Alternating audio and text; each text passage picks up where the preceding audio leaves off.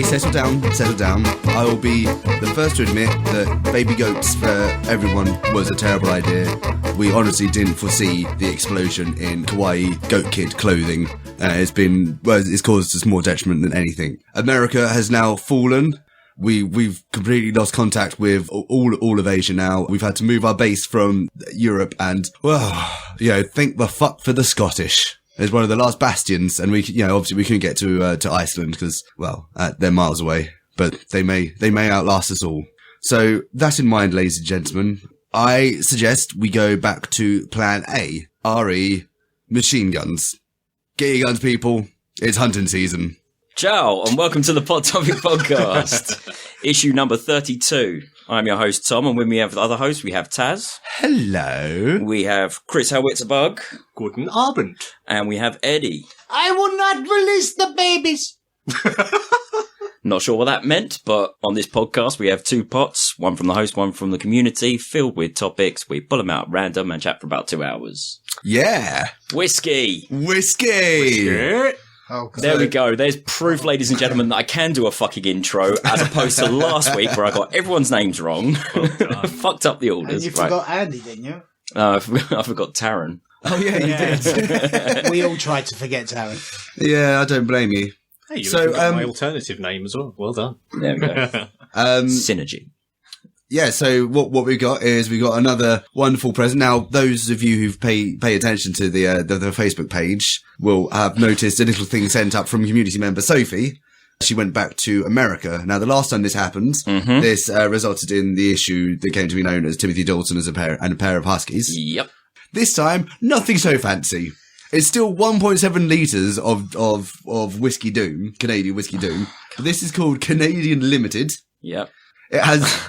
I should note it's got the crest of arms, which it's two rampant lions, and then like a shield and a helmet, and then on top of that is a beaver. Of course, yeah. Under this is my favourite bit. It's a Canadian. This is the description. There's no other description of taste or anything, but other than Canadian whiskey with natural flavours. Oh. I will also point out it's not limited, it's LTD. That's actually an abbreviation for livers to die. Right, okay, here we go. Nice little pop. Oh, God. Look, last time Sophie did this, I had to call into a meeting sick that I was holding. Okay, let me point out how bad it went last time. And Taz did a video. Oh, thank fuck I'm on holiday. Oh. Fuck it, I'm on holiday. Right, okay. I mean, that smell certainly smells like something. Pour it into the teapot. Into the teapot it goes. Into the teapot it does go. It can kill everyone that I know. No, that'll slow us down, that limiter cap. Yeah, a proper North American thing. It's got a little thing to stop you pouring it too quickly. Now, as there are only 4 of us and it is a school night, I think we're going to, just the one teapot then. Not get through this all tonight. It's nice to think we're so going to fucking finish it. Ladies and gentlemen, what follows is a health broadcast on behalf of the NHS. Taz, Tom, do not finish the podcast then go, well, fuck it, let's finish it anyway. Oh, and was it you, Tom, who pointed out that even the distillery sounds like it was by a drunk person? Oh yeah, it's distillery was named by someone who's verschnickered. Bottled by Fleischmann. Fleischmann. With like too many ends and just too much everything. On the top of the bottle as well, there is of course the Surgeon General warning, which does point out that if you drink this, there may be risk of birth defects, and also may cause health problems. So I think it's pretty much set in stone that this is going to cause some health problems. Gentlemen, let's get drinking. Chin. I'll see you on the other side. Absolutely. Oh God! Chink, chink, chink. This is not going to end well. Lovely. Yeah, that's ethanol-y. Lovely overtones God, that tastes like methylated window cleaner. spirits. Oh, God! wow! Canadian whiskey is actually the worst. It has a certain robustness that requires attention, possibly medical. God, it's still burning. Wow. I mean, that's like, do you know what that flavour is? That's the flavour that they add to the other whiskies, the other good whiskies, to make terrible, terrible bells. So that's just like the bad shit of bells. So you're saying this is shitty whiskey cordial? Oh, fuck me. Say you had that replicating machine out of Red Dwarf where it turned it into... Chris is just having an epileptic fit in the corner. He's like, oh, God. Oh, why did I agree to do this? Hang on, my glass just got more full. That's weird. There? I just finished mine. It's like they had that replicating machine out of Red Dwarf where it splits anything into its good and bad parts. Yes. This is the evil moustached bottle. Oh man, we do not but have enough. it was split out of mix things this. that were already bad. Could That you was pass the- the thing a bit? Yeah, absolutely. I need the beer with no soul. Absolutely. Oh, wow. Wow. I Yeah, need that's to pretty get that bad. taste. Thank you, Sophie. Thanks, for trying Cheers, to- mate. Thanks, so. Thank you. That's really great of you. I love you. So, Sophie, next time you go to America, bring us back key rings. a postcard would be nice. Yeah, T-shirts. That's great. So, what have we all been up to then? Can't Taz start off? Oh God, actually, not a whole lot. There's just a bunch of stuff I almost got round to, but didn't. Survivors, the book I mentioned last week, that's going well. That's full of kind of vaguely hidden hints about Jewish banking conspiracies and the New World Order. Oh, you mean truths? Oh, is this the racist one from last week? Yeah. I love that. And then, like, even better is now that the Christians in the story have got their act together, or they're called Jesusans. They're called, yeah. Their little sex is called Named Jesusans. for anyone Okay. particular? I have no idea, mate. Absolutely Is no it idea. that Mexican dude on the corner, Jesus? Yes. Yeah, purely because I'm that whiskey has left me not quick enough to think of a decent response. This is going to be This is going to be a sluggish episode. Yeah. Good. What else? Yeah, so as they sort of continue in their adventure, they're now going global and setting up little steps around the world. You know, they've got their 12 judges to go out and spread the Jesus words, and they're doing it in a way that seems awfully conspiratorial. Like they're breaking themselves off into cells. A la, rebellions or conspiracies. They turn into religious extremists. Yeah. Oh, wow. Yeah. And this is all happening while the world is hooked up on its message of peace and love. They're going around trying not to draw any attention to themselves and recruiting people ready for the end times. How nice of them. But I'll give it this so far. It is better written and considerably more entertaining than Dan Brown's Da Vinci Code. I'm enjoying this. I am enjoying this a lot more than I did the Da Vinci Code. Is that purely because you can poke fun at it a little bit easier? Do you think? Possibly. It's also, the Da Vinci Code is just rubbish anyway. Yeah, it's just bad. Just like not a good anything. Yeah. I quite enjoyed it, actually. But then I'm not very well read, so. You're reading Don Quixote. That's true. Yeah. and Le Mort d'Arthur, but. I'm not very well read at all. Dan Brown's quite I intense. have not got very far in those, and I have been reading them for a very long time. Fair enough. I've just finished a book myself. Yes, you have. Dan Reichert's Air Force Gator. It's all about a gator who's in the Air Force. And it. Within 3 pages, he'd already ripped off Osama bin Laden's penis and limbs and strapped C4 to his chest. It was pretty cool. But it does have the brilliant line in it, lick my arsehole. Arsehole. Yes. So it's like a non-fiction bio of this guy. It's very autobiographical, yes.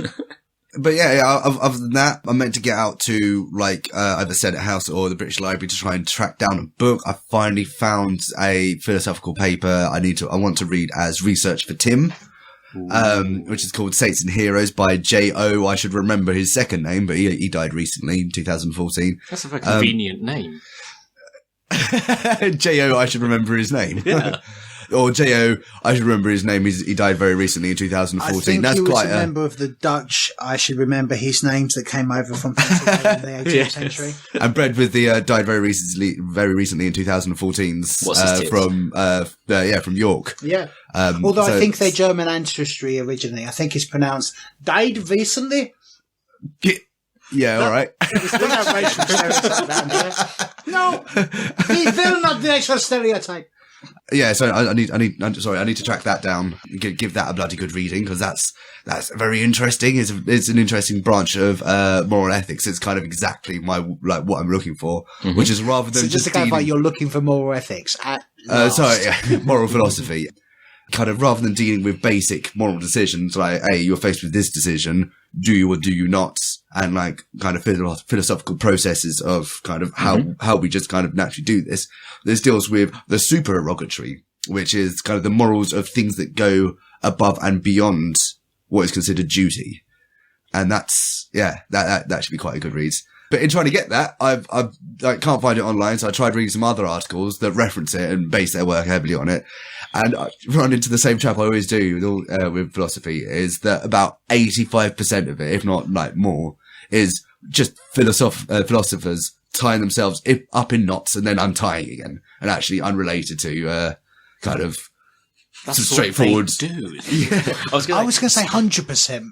100% of it is philosophers tying themselves in knots. No, because like a lot of it is like take Kant's categorical imperative. Oh, Don't start that again. I had a taxi drive with you doing that the other day. Whoa.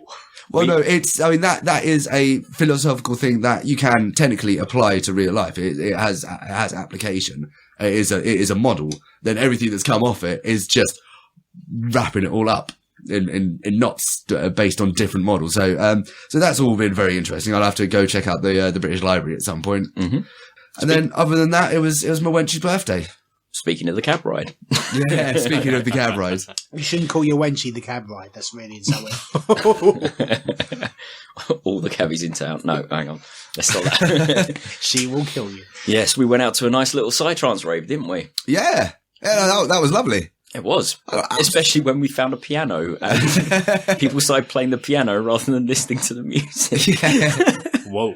That was a weird club we were in. It was this dingy little warehouse, with, the tightest security I've ever seen. Yeah, and a Mortal Kombat machine. And it did have a Mortal Kombat machine.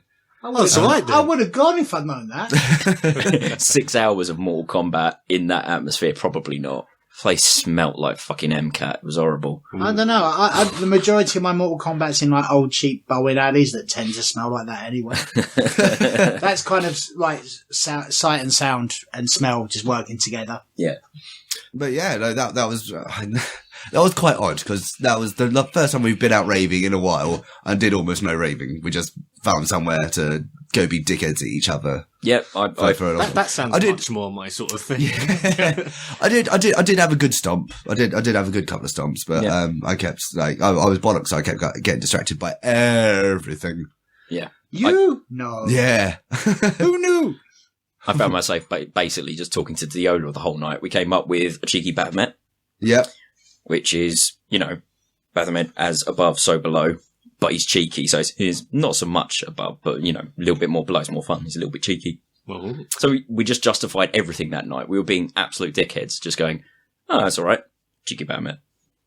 You had to be there. Yeah, really did. And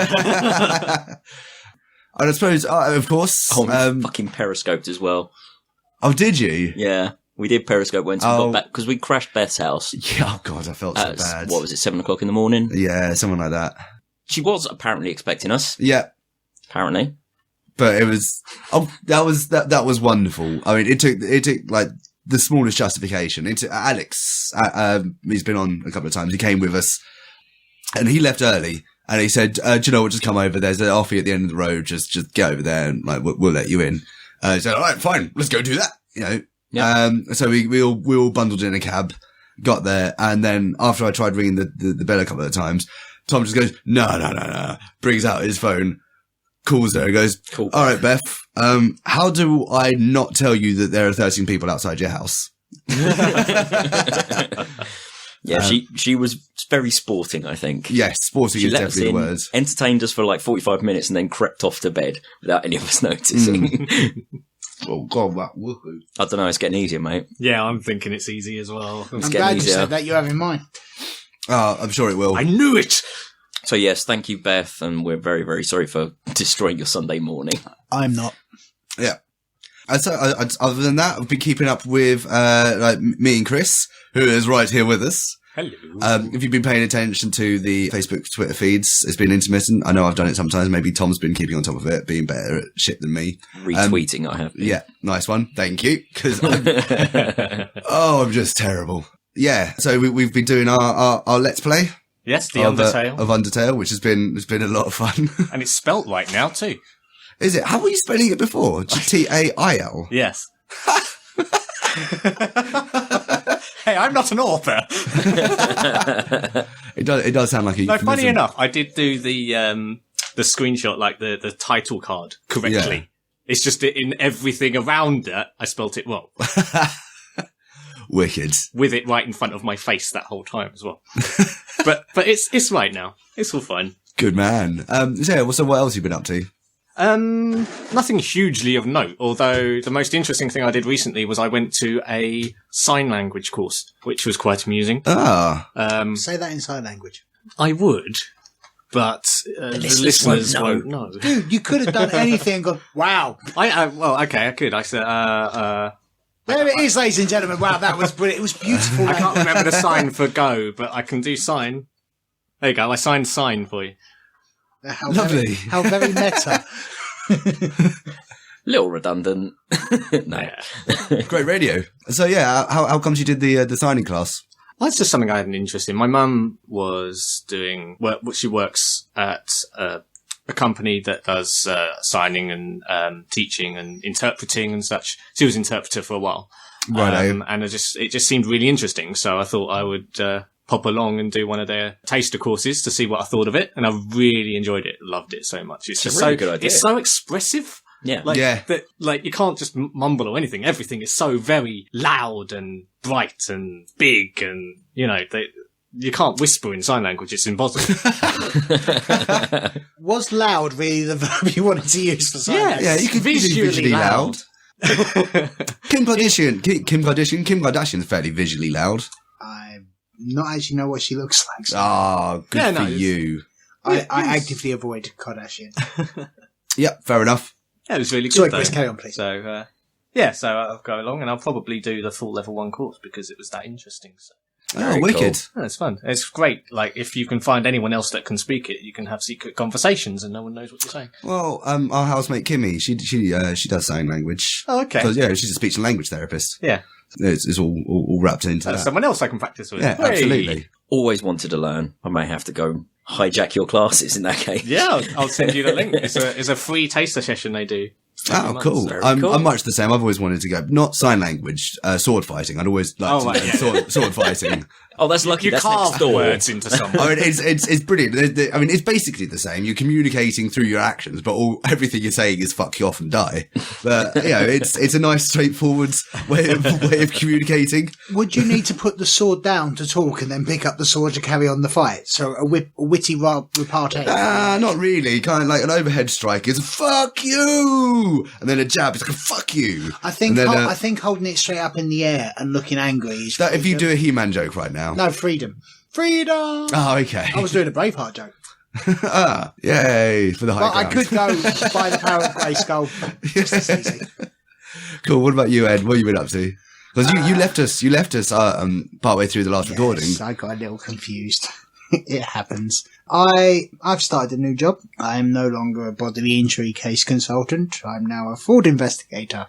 Yes, the fools are letting me do that now. Oh, Was insurance it, and your talk. first day was today, was it? Or Monday. yesterday? Okay. So I started my role. It was lovely. I learned lots of interesting things. I then got taken down to the floor and introduced to my new teams, at which point I knocked a coat stand over that was full of coats that fell on a desk, that knocked folders everywhere, that fell on the floor along with the back scratcher randomly. If it hit someone, you could have led with the line, oh, there's a claim in that. I wish I had that wittiness about me, but in the end I just looked mortified and went, oh, for fuck's Because everyone stopped and looked at me, and I went, "Hello, I'm new and a little bit special."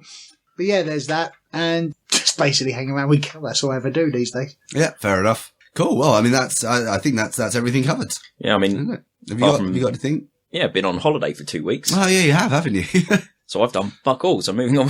No, I've started playing a lot more video games. And when I say a lot more video games, I mean one. Yeah. Enter wasn't- the Gungeon has become my life. Oh, yes, I've seen this. Oh my god. A game where, well, it's a bullet hell dungeon crawler.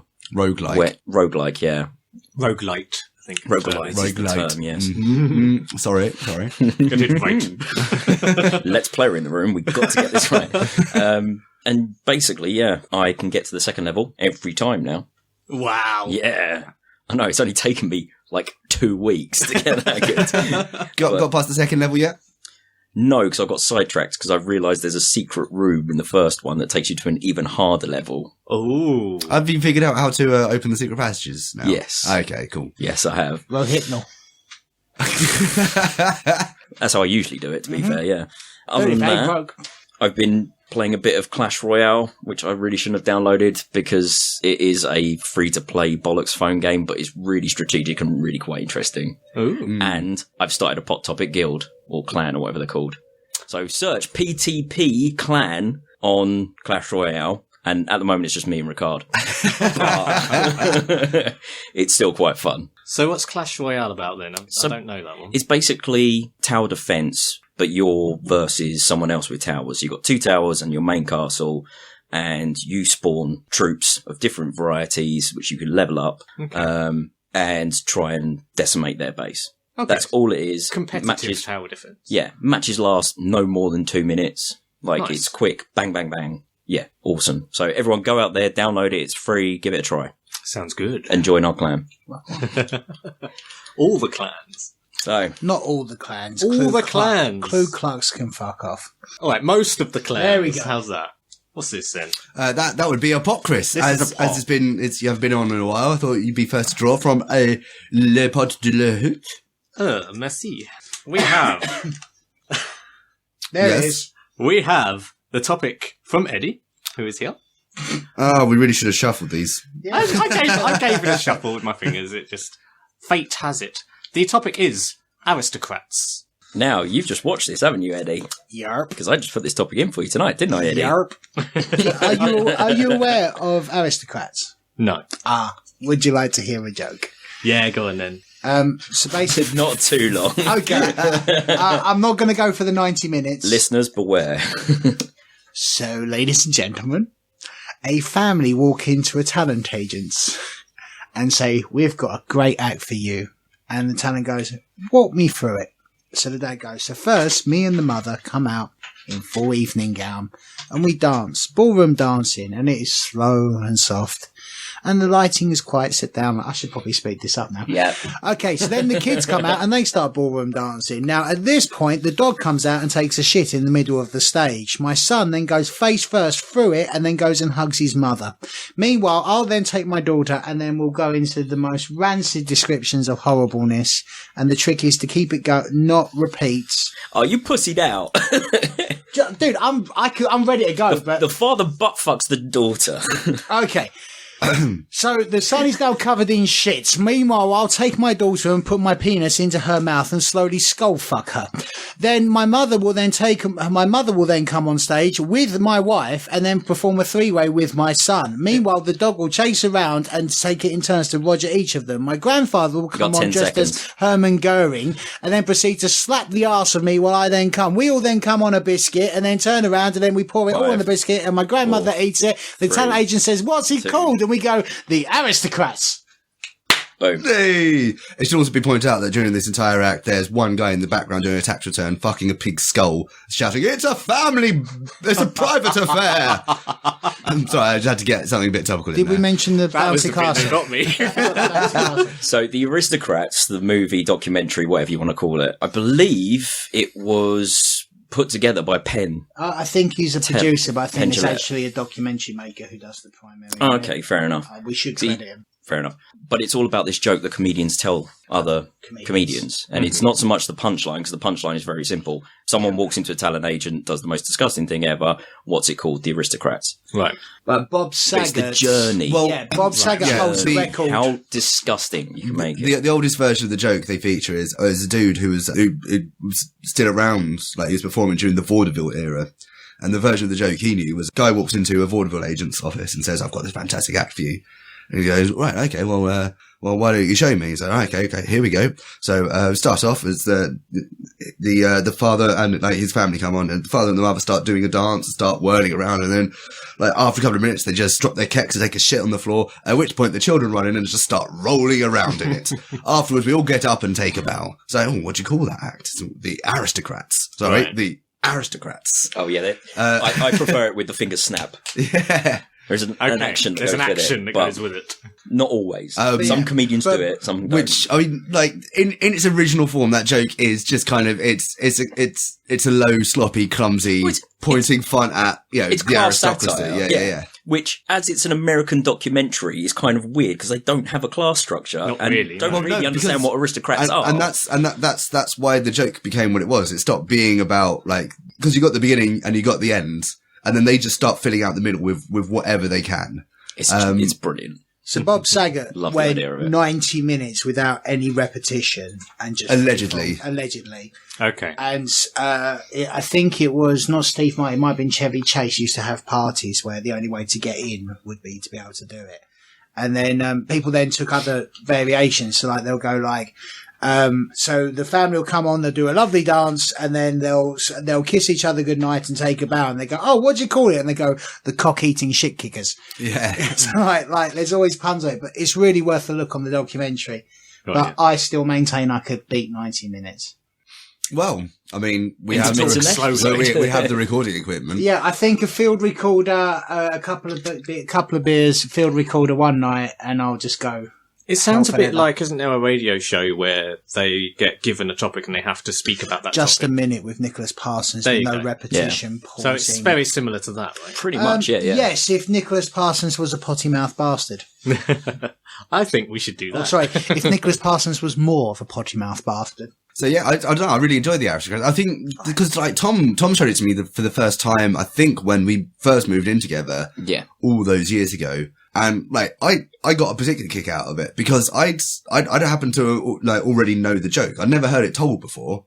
It was just kind of one of these jokes that I think it was just like it was one of those internet searches that just kind of went awry. That I wanted to find out Follow the White Rabbit. what was the funniest joke in the world.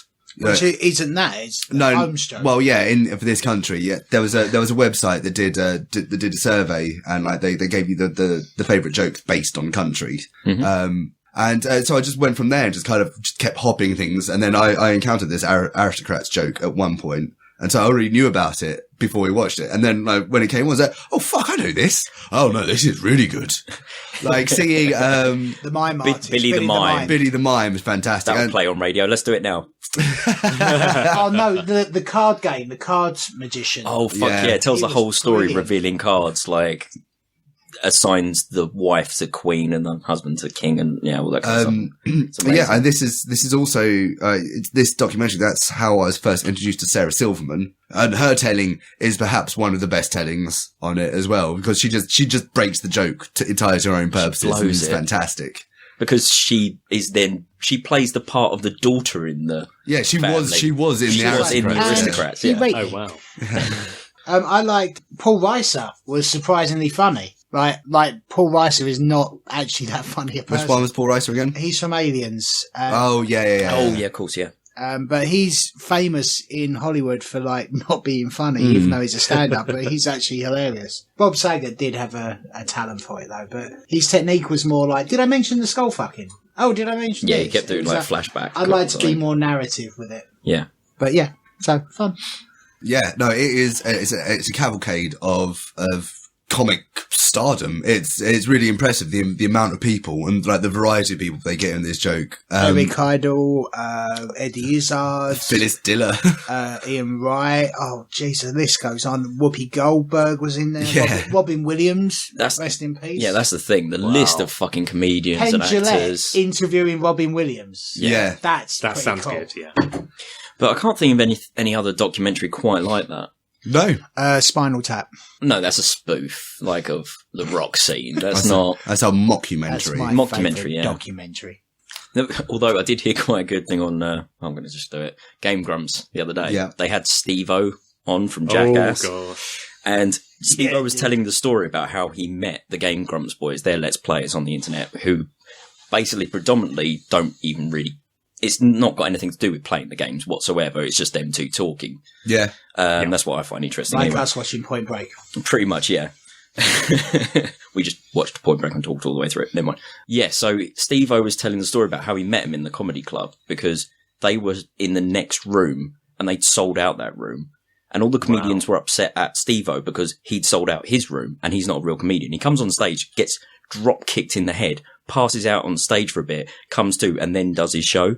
That's the first thing. I've heard he does comedy, but I've never seen any. Yeah, of it, it's stand-up comedians hate him because he can fill a fucking room. And then his room wasn't quite full, but then these two people who just came on stage and started playing video games are getting bigger laughs than he is. And he's just like, what the fuck is this shit? And then he came on and they played Mad World and it was hilarious. Nice. Yeah, I need to watch that at some point. I'll try playing Mad World. Not a very good game. No, it's not. No. Oh, Platinum. They've done better things. Tonight's Pot Topic was sponsored by the makers of Mad World. The not very good game. No, it wasn't. On the not very good console. However, everything else they've done is pretty damn good. Never mind. Let's not go in a platinum Right. games rabbit hole. Yeah, go Eddie, for it, Eddie. pull one out of the community chest. One from the community. Meanwhile, I'll take another sip of this. Oh, just wonder juice. I forgot it was whiskey. I've just been supping it.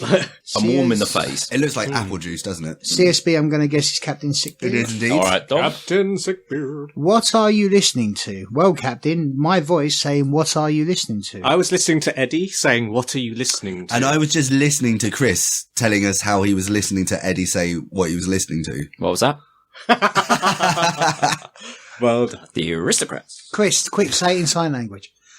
Yeah, what are you listening to? At the moment, We need to stir these. I'll put this in today. I know. At the moment, I'm listening to a Spotify mix of 90s new metal, because damn it, I want to pretend like I'm 20 again. But it's quite nice, actually, because, you know, when you don't hear a band for ages, and like I was listening to Static X and Casey Chaos with Amen. Mm-hmm. And like just a load of stuff from the 90s that, like everyone remembers Corn Biscuit stuff from new metal, but people forget like the more esoteric stuff. Mudvayne and Saliva, Mushroom Head. Mushroom Head. You know, they toured the other day. They did. I missed it. I was really wanted to go bummed. see that.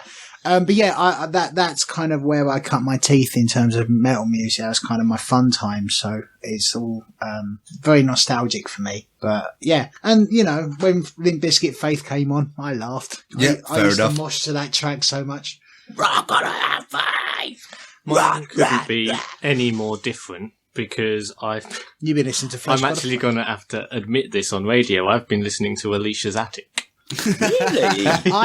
Alicia's Attic. God, I can't even bring one of their songs to mind. I occasionally I like to am- delve through my I- music collection and pull stuff out, and I've been listening to their 2 albums. I feel. I can't. Yeah, to be honest, I'm with Taran. That is the I one feel- that come into my head. Alicia's Attic were actually from Dagenham, and the little sister of one of them dated my friend.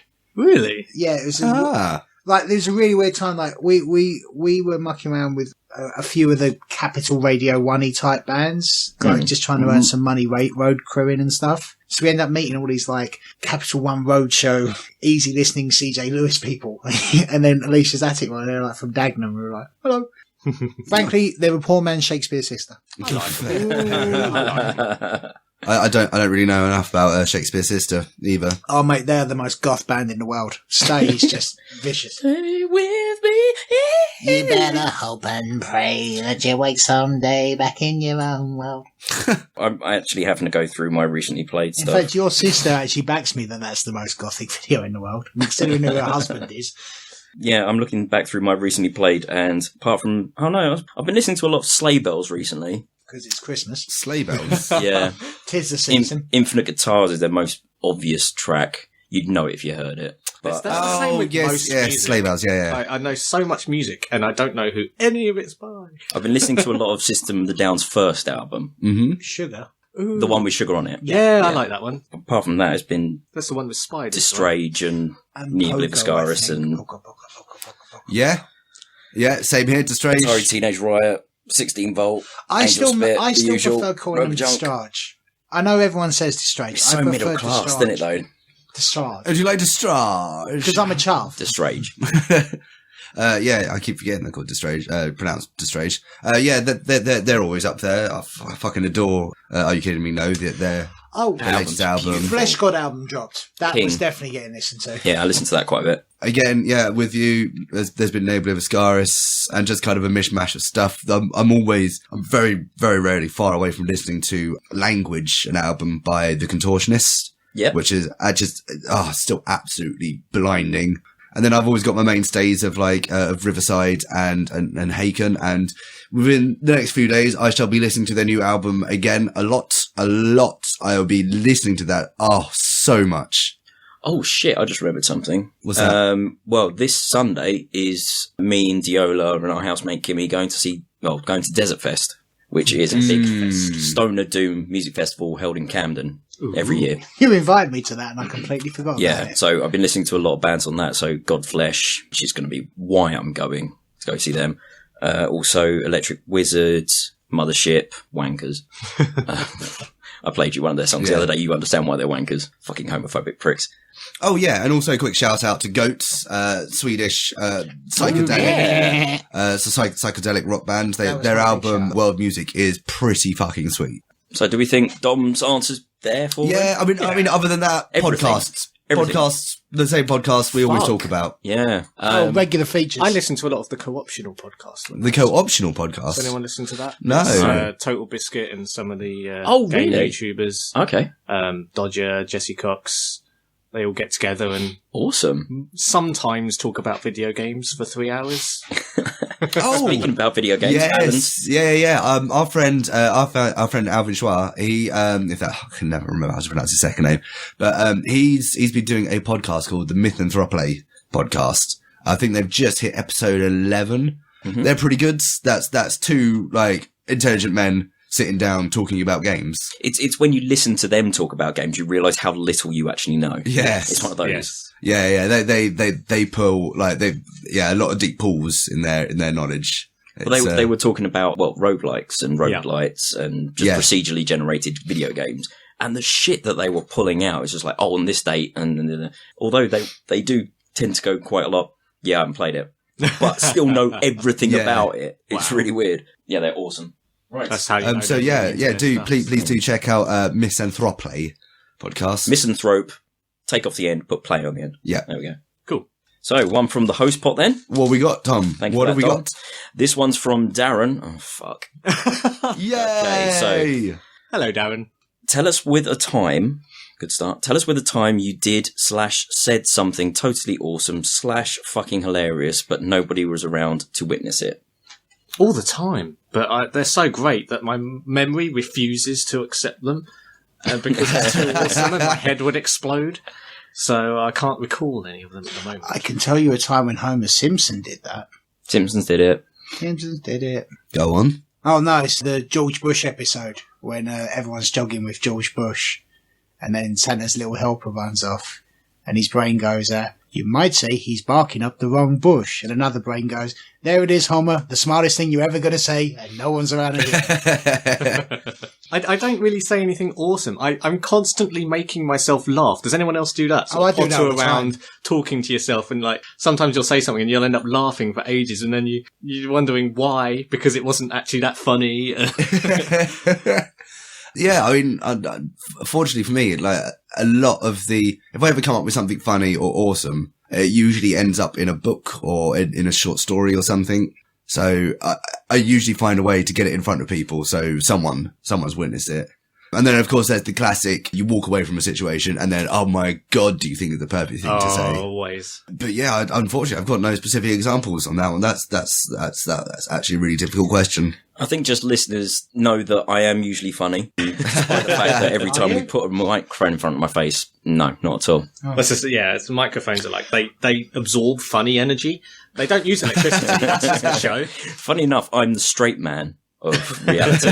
Oh God, these little antennas for the humour force. Most of my shit is usually coming off the back of someone else saying stuff, so I don't normally do that much when there's no one there to hear it. I'm usually being sarcastic to someone as they're talking. I think the only thing I've said recently that actually I recounted to anyone was I told my mum about it, which was then I was just sat recently and I was just thinking to myself and I just murmured, sometimes peanuts explode when you sit on them, but it's never been proven because no one's ever tested it. And that just made you giggle, did it? Yeah, it just made me giggle a little bit. Like, you had to have been there. Yeah. Or not, as the case may be. Yeah, I don't know, like every now and then, like there'll be the little thought, like you'll wake up in the morning and like the first thing you think is, oh good, this again. And then I usually find that quite ticklesome and then very sad. But then you've got to get on with stuff because, you know, you're hungry. Darren, you've done it again. Suck the mood out the podcast. Do you know what? I really wish I'd saved that Cavendish banana extinction topic for this exact moment. Taran has this habit of coming out with topics on the fly when a topic has died. No, I only did it the once last week, I believe, anyway. I don't know. Strangely enough, I can't really remember a lot of what goes on in these hallowed microphones. Hallowed. You're going with hallowed. I'm going with hallowed.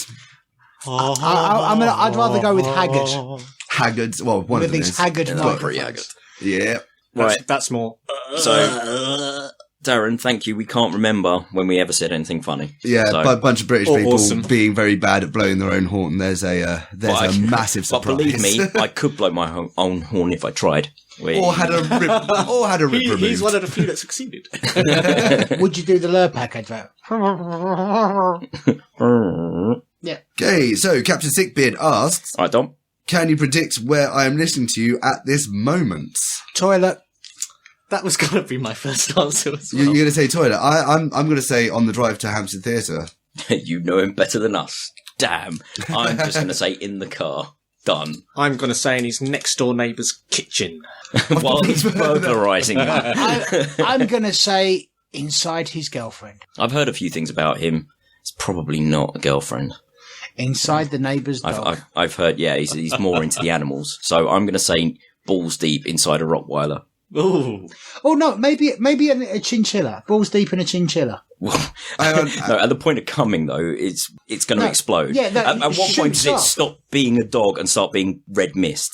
Well, yeah, no, That's a better topic. Because that's where the second come. You come, fill them up, they pop, then you come again because they popped. It's amazing. Oh God, Tom, can I just ask a quick question? The door is locked, right? Yep. Because it's just occurred to me, like, what if this topic is coming from inside the house? Scream style. He's behind you. Hello, Which is the Tom. one I'm just going place to you rip off don't my want face and make Captain a big Sickbeard. revelation here. And then, of course, you peel the next mask back, and Dom's actually an adorable little Japanese girl. And then it does it again. It's like skeleton. Dun, dun, dun. What if Captain Sickbeard is like a spook tale for podcasters? Like, you don't cock up your podcast or Captain The Sickbeard. Kaiser Sose Yeah, of I'm saying. podcasts. Like, don't. Don't rat on your dad. Oh, yeah. Talk about Kaiser Sose. Oh, We were fucking gonna hell, do, that was brilliant last night. yeah, I finally got round to watching Usual Suspects No, again. you fucking didn't. You watched 5 seconds of it, And fell then fell asleep, and then asleep. Yeah, woke up for the last line, and he's gone. Dun, dun, dun. Yeah, I'll have to give it another try at some point. Give up, mate. It's not going to happen. I blame Usual Suspects. It is quite a slow start. Kevin Spacey's Kaiser Soze. Dude. Mate, I think it's old. I think the moratorium's up on that one. Yeah, fuck you if you haven't seen it. You should have. And while I'm at it, Darth Vader is Luke's dad and Rosebud is his sledge. Fuck I'm not you. happy with Right, that. go, Chris. that is Citizen Kane, that one, Yeah. isn't it? Yeah, I really need to see that. There's not much point now. Isn't there? Mate, in Moratorium, yeah, that film is 50 years old. Like, spoilers do not apply. No, He that's dies. A Passion of the Christ. I almost got sacked for saying he dies at the end to so many people when that was on the cinema. Like, Bruce Willis is a bad actor. There we go. That's 6 cents for you. Oh. I have drawn a musical interlude. Shit. Actually, I've got one. You always Oh, do say you? that. I have because I recorded the washing machine. You what? Should we do that as a musical interlude? No.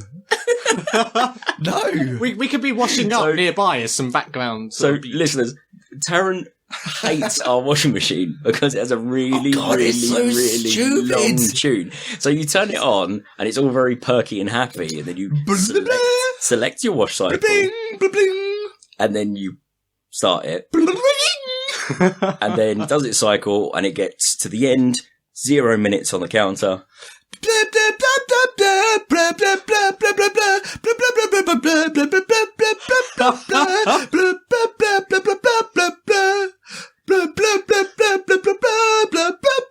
Taran, you're going to spoil it for the listeners.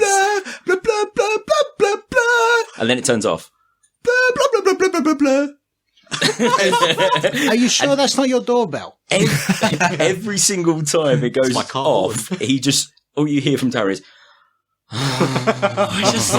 It's so unnecessary. it's so smug. It is so smug. It's so Smug smug because it spends like, what was that? Let's say 2.5 years telling you that the wash is done. And then just because that's not enough, it's got another little song to tell you, oh yeah, now I'm turning off. Bye. It's just a cunt. He's just so proud of the good job it's done. I'll tell you what, we'll put that in as the bloopers for this show. We'll have a proper musical interlude, but I'm not entirely sure what it is at the moment. So Yeah, we'll figure something it out. out, and I'll do some kind of thing Magic here. thing. Yeah. I could do beat poetry for middle class food if that helps. Hummus. No, Hummus. let's not do that.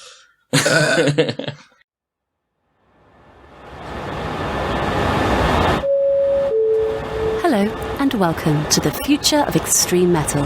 I hope you're sitting uncomfortably and that your seat back and folding trays are upright and particularly brutal. May we remind you that any undeclared carry-on luggage, firearms, be they actual or novelty, and ABBA are strictly prohibited. May we draw your attention to our on-flight menu today, a delectably dark display from the band Damim, formerly named Darm, who will be forcibly entering your ears and taking over your awesome gland for the next few minutes. It is a brand new track called Body is Broken that hasn't even been released into the wild yet, so we're all very lucky, aren't we? Expect rhythmically pulsating patterns of violent sound with discernible harmony and melody. Just add spice and a salt. The band is full of members very close to us at Pot Topic, and we have enjoyed their insanely amazing previous releases such as The Difference Engine and Purity, The Darwinian Paradox, so it is safe to say that we have tried and tested them for you and are sure that you will find them just as tasty. Darmim are represented by Eulogy Media, where other delicious artists are also available. Please note that your fasten seatbelt sign has been turned off and you are reminded to join in the compulsory headbanging session that shall commence in 3, 2, fun.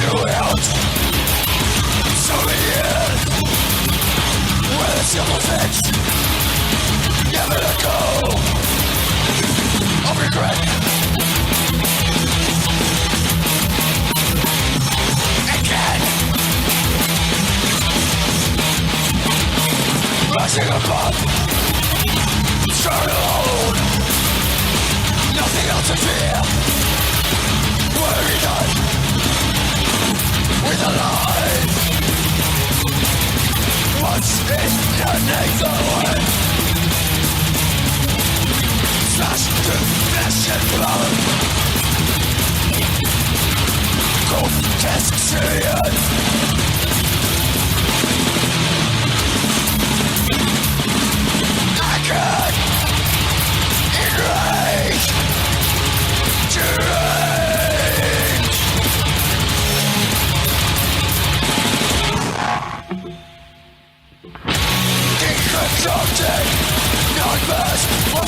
can take a physical form.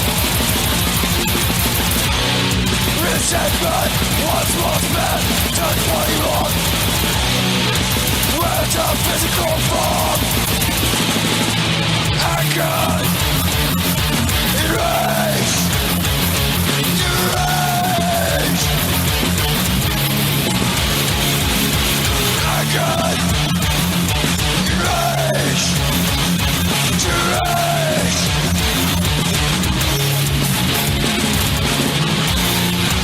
Deconstruction, nightmares was created. Metaphysical form.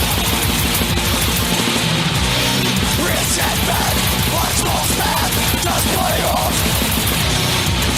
Metaphysical form. Anger, enrage, derage. Anger, enrage, derage.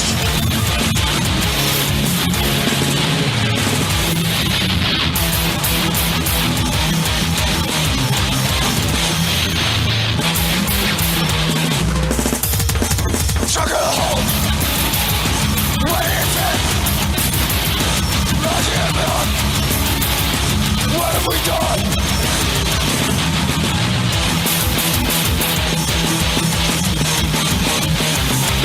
Again.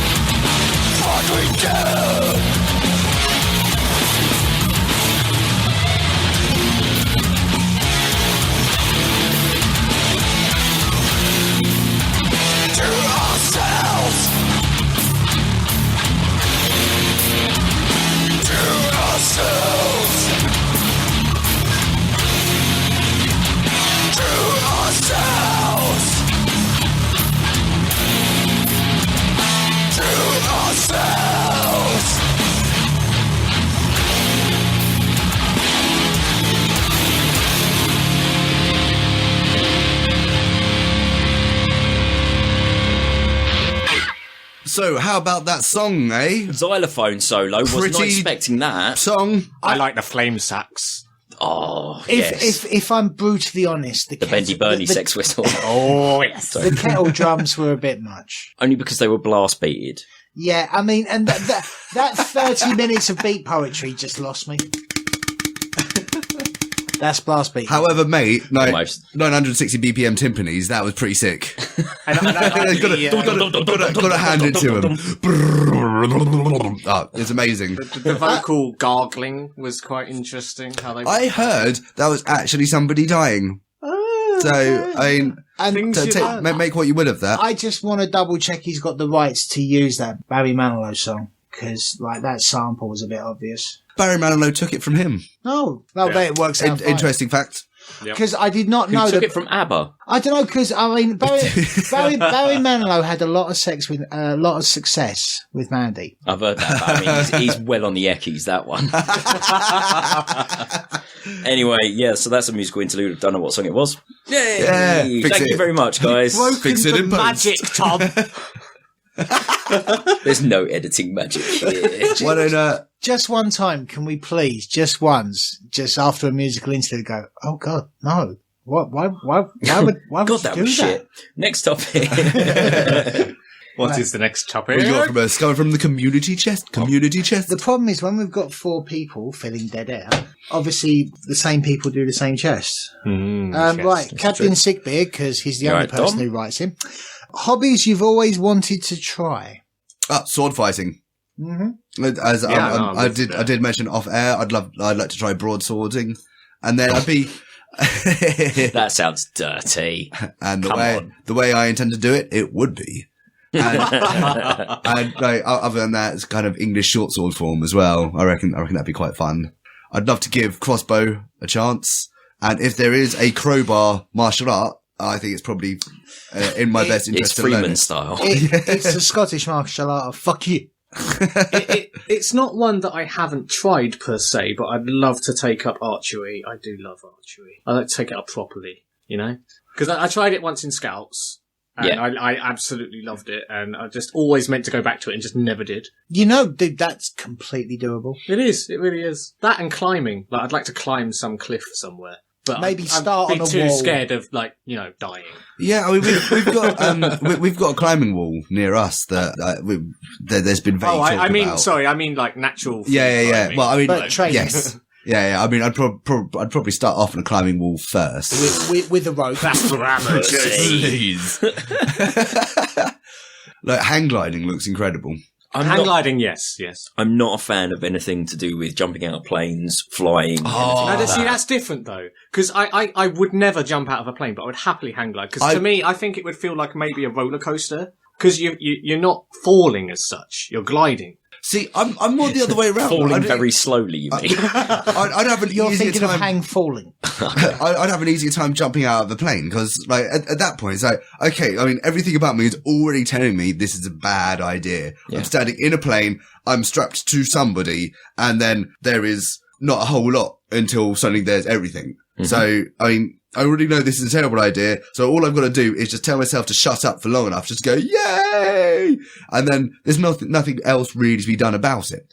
Hang gliding, I fear there'd be this issue of, like, you do the run, you go down a hill or whatever, towards a cliff, you go, yay! And then you sort of take to the air, and then, like, you're slowly getting higher. It's like, oh, okay, no, this is still pretty cool. And then the cliff drops away, and there's like, oh, I've made a terrible mistake. I have made just the worst possible mistake. But you wouldn't have that sensation of falling, so I think that would take away from it. No. I've made paper aeroplanes that have literally left my hand and plummeted. You think I'm you're gonna not face going to throw myself. Yeah, I tell you what, I'd rather face plant from a cliff than, like, slowly pull up and, like, face grind along the floor. just like slice your gullet open or something on a rock. Yeah. I mean, God, like wingsuits look. Oh god, no, I awesome. couldn't do that. I definitely, I'd panic with my arms. Oh shit. I definitely couldn't do the shit where they're kind of actually hugging the side of mountains and going at stupid speeds and diving between like kind of Skyscrapers. 8 foot wide Oh, gaps. yeah. and Through stuff. tiny, yeah. Like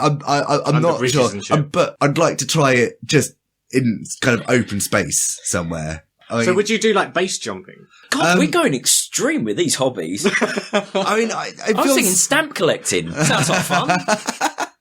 In a wingsuit, of course, but that's more a sexual thing at that point. It's the nylon. It makes me feel so sexy. I'm not using stickers to stick them in. If physical ability and prowess had nothing to do with it, I would always have loved to try parkour. Yes. I would have loved to have Parkour. been able Yes, to do parkour. Oh, Yeah. yes. that. Because You always watch the video and then you walk down the street and you just sort of try and run up a wall as you're going and it doesn't work. you got a step further than I did. I just looked at a wall, went, I could not run up that. There's Just play Mirror's Edge. It's easier. So between an obstacle course. between Waterloo Station and Charing Cross Station, overground stations, there's a bridge. Mm-hmm. And then the bridge goes into this kind of bit that goes around the building that goes towards Charing Cross Station. And in that first entrance into like the first covered bit, it's got these sloped banks. It's quite a narrow passage. Yeah. It's got these slope banks that like really smooth tiles. And now I've done it myself. I've looked at that and I thought, fuck it. You know, I'll just have a quick run along that. And like, you put one foot on and suddenly realize you can't. Yeah. It's just, it's far too slippery and you're on the floor. But more than that, I've seen at least 3 people attempt it. Yeah. As well. It seems to be something that just gets people. It's like, if you had like really good grippy like plimp soles or something, do you think you could do it?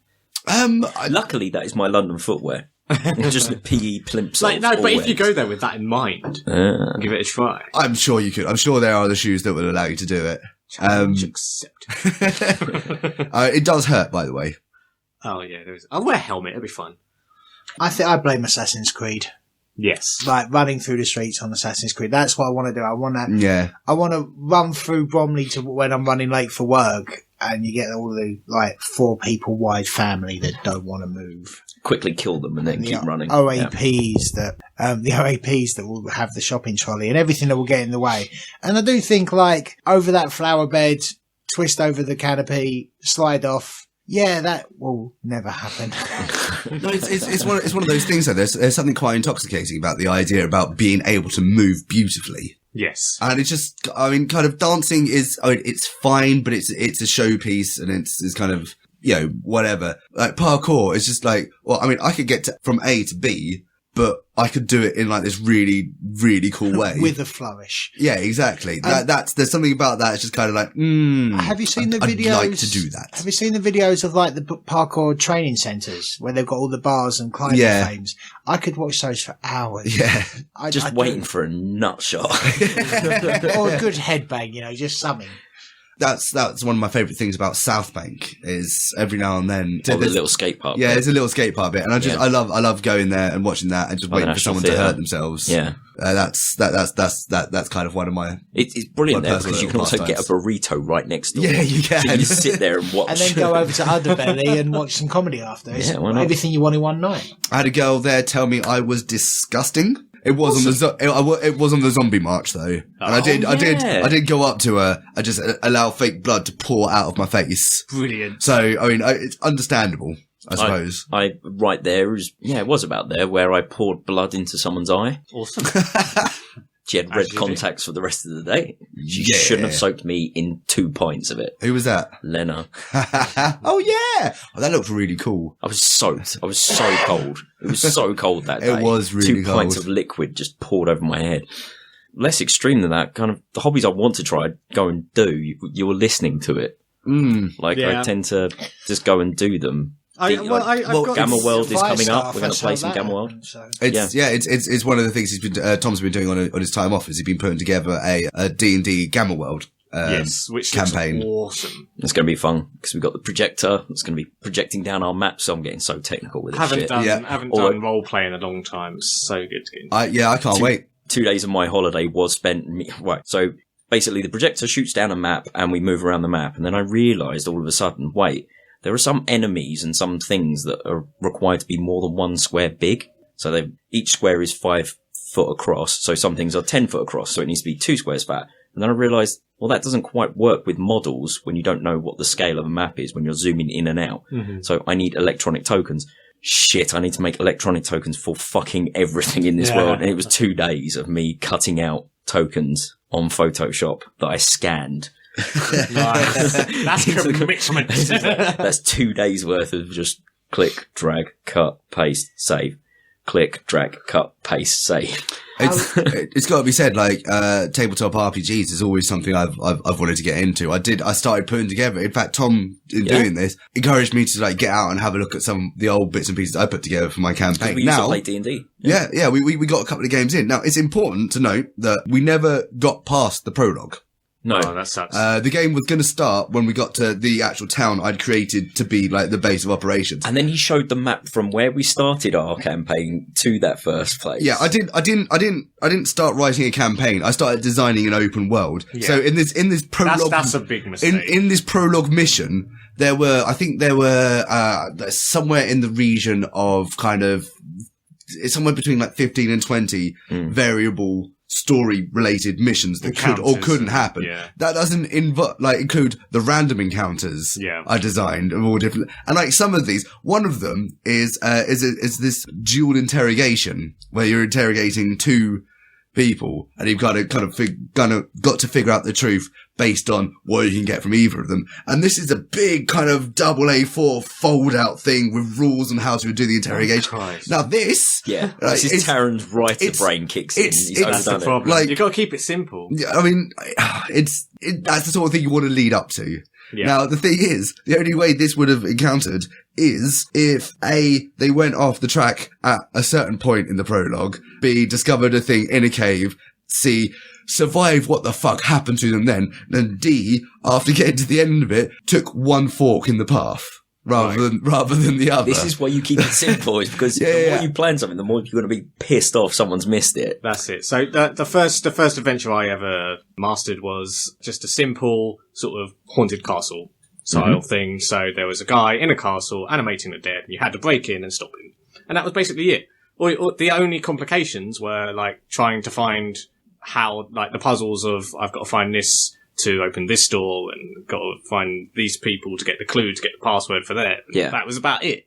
But you got to keep it simple. Yeah, I know. I like even at that point, I was sitting there thinking, okay, so we got this. Now they may not even do that. However, if they don't do that, let's provide them another opportunity later on to figure out, before they even get to find one, figure out kind of what kind of personality they are as a group, like which sort of way they're going to go with things. So it's just like I wanted to put together things to like really promote player agency. You dove in at the deep end. Yeah, oh, absolutely. Which like. I'm actually really happy with how it turned out, but it will never be played.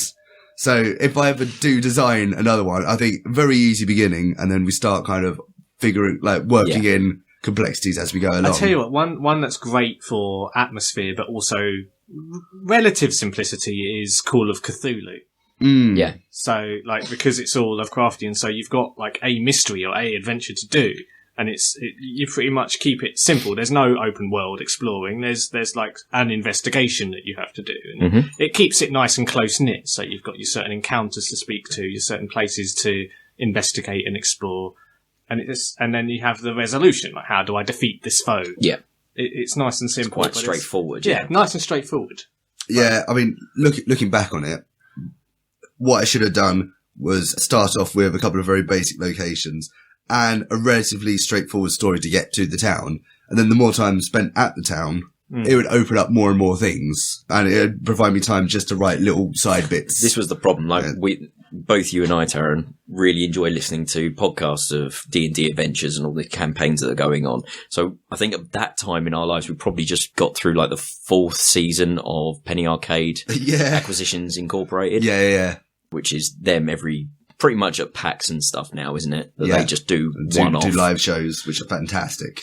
Nice. Hilarious. But those worlds were put together by Chris Perkins, who is Taran's secret love. Yes, as mentioned on the last podcast. Yes. Because he is incredibly good at DMing. But, nice. Yeah, hobbies, if I want to try them, I tend to try them. I think the only one I would say I would want to try is one that I keep claiming to be part of, and that's like figure gaming. Like, especially historical figure gaming. Oh, really? Because I've tried it with, for example, growing up, I used to use my dad's armies, and I went to a club and I used to borrow armies to play with, and it's cool because you've got the historical factor, which is fun, and you've got the figures, which are awesome to look at, so it looks great on the battlefield, and you can watch the tactics playing out and all that, and also then you've got the side bit of actually painting the miniatures and such. If you do a pike joke, Eddie, I can see you doing that. Yeah, Eddie's cracking up next to me. It's kind of I'm off-putting. just looking at like a little Captain Mannering and a little John Le Messier and a little Clive Dunn. Yeah. Well, I mean, Dad's army. Think Yeah. of playing with Dad's army. why not? Why not? Do it. They did Doctor Who. Get a little Walden, Air Raid Walden. Oh my God. I just killed. We did try playing Warhammer for a bit. Oh God, it's See, no, still it's- one see, of I- the best games I've ever played. No. I really enjoy 40k. No, It's no, not Not the same. 40k, It's not the Warhammer. same.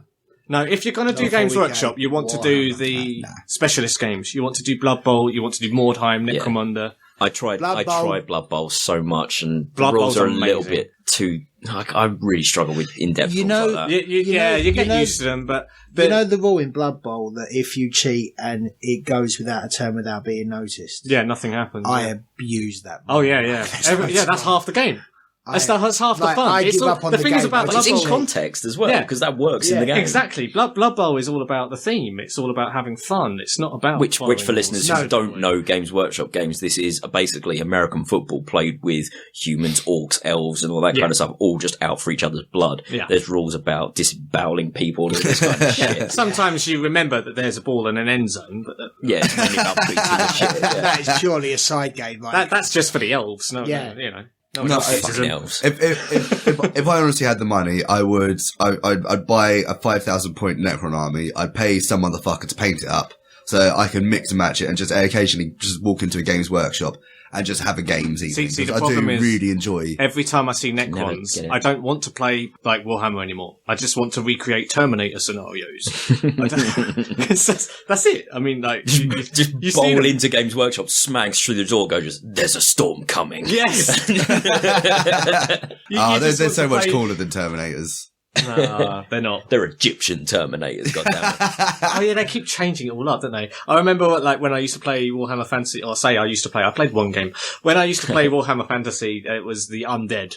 Now there are like the vampire counts, the skeleton, and they're all Egyptian, Undead? and then you've got the Really? zombies, Although- and then you've got. It It's was not- just undead when I used to play. It's now ending, isn't it, Warhammer Fantasy? Yeah, they Is it? They've re-released a new version. Yeah, haven't and they? this is the final version they're yeah, ever going to good do. because they've I chopped it heard up. that- Yeah, it's basically Warhammer 40k now. Yeah. I heard that the company has a new direction. That the director was not about the gaming, but more about the financial turnover. So what used to be The like models, yeah. £3 blisters went up to £12, £15. Oh, they've Well, always been they pricey. do their pricing based on how good the unit is in the game, not what it costs to produce. Yeah. So if you, Yeah. you could have 2 units, right? 5 models each, exactly the same amount of plastic used to mould them. One will be £10, one will be £30, purely because one's so much better in the game than the other. But like they literally price themselves out the market. And Which is ridiculous because if they did because they've gone largely plastic with everything as well. Yeah. Which means it's like that overhead is a lot less.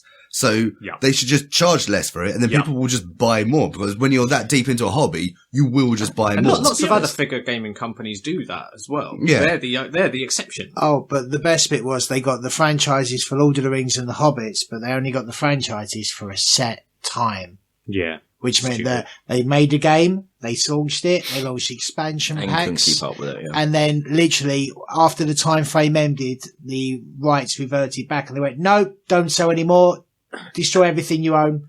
Well, So this is that's the it. thing. Like the game can always continue because the models will always be out there because people bought them, realised Yeah. they can't play the game, and then sold Sell them on them on, eBay, yeah. which is what I'm predominantly bought when I Yeah, was getting same- into same Warhammer here.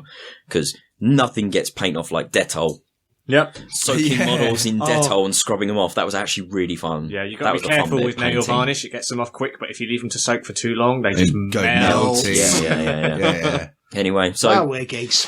there we go, Dom. I suppose that's all the hobbies we want to try. Yeah, there you go. Yeah. I thought that was quite a good conversation. Yeah, there we go. We And spoke extreme very little about masturbation. the topic. Hey, you got me talking. Well done. There's no want to try that. No, done and dusted before 10 o'clock in the morning, There you go. baby. Dom and Why do you think I Canadian take so whiskey long in is all showers?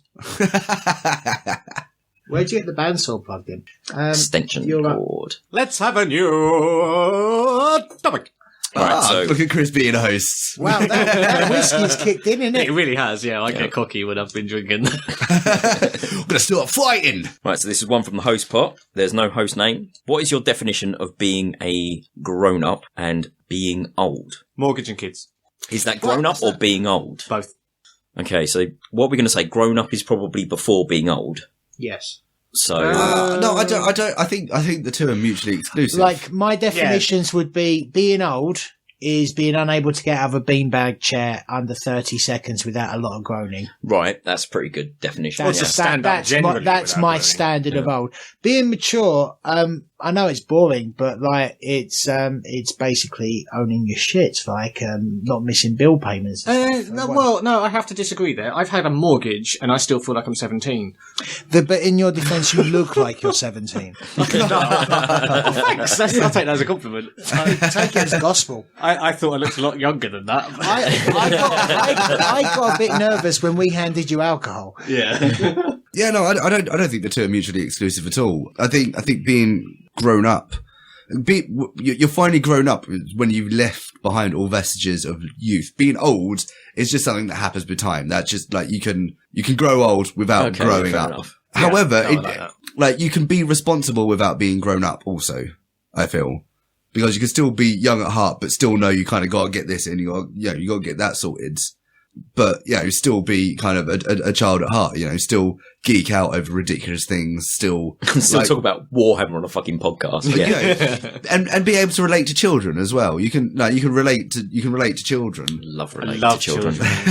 That cult order says but can't remain get within responsible. 20 yards.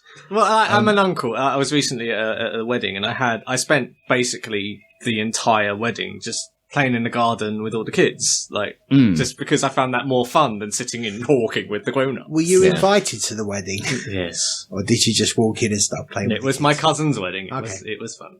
Yeah, I don't know. I think you become grown up when you start considering things unbecoming of your age. Yeah. It's Maybe. I couldn't possibly. No, I couldn't possibly have a go on that skateboard. That's just. I'm 30 years old. Come on, fuck off. I will never have to do that because I know my mum will do it for me. You are too old to be doing this. Grow up. It's time you had a watch. I don't care. It finally comes out. Watches for me is like a chain, and that's a youth thing. My phone has a clock. I don't need a fucking watch. But for some reason, a wristwatch is some vestige of maturity. I'd like to get a pocket watch. No, it's not though. It's just an anachronism these days. I think it's gold.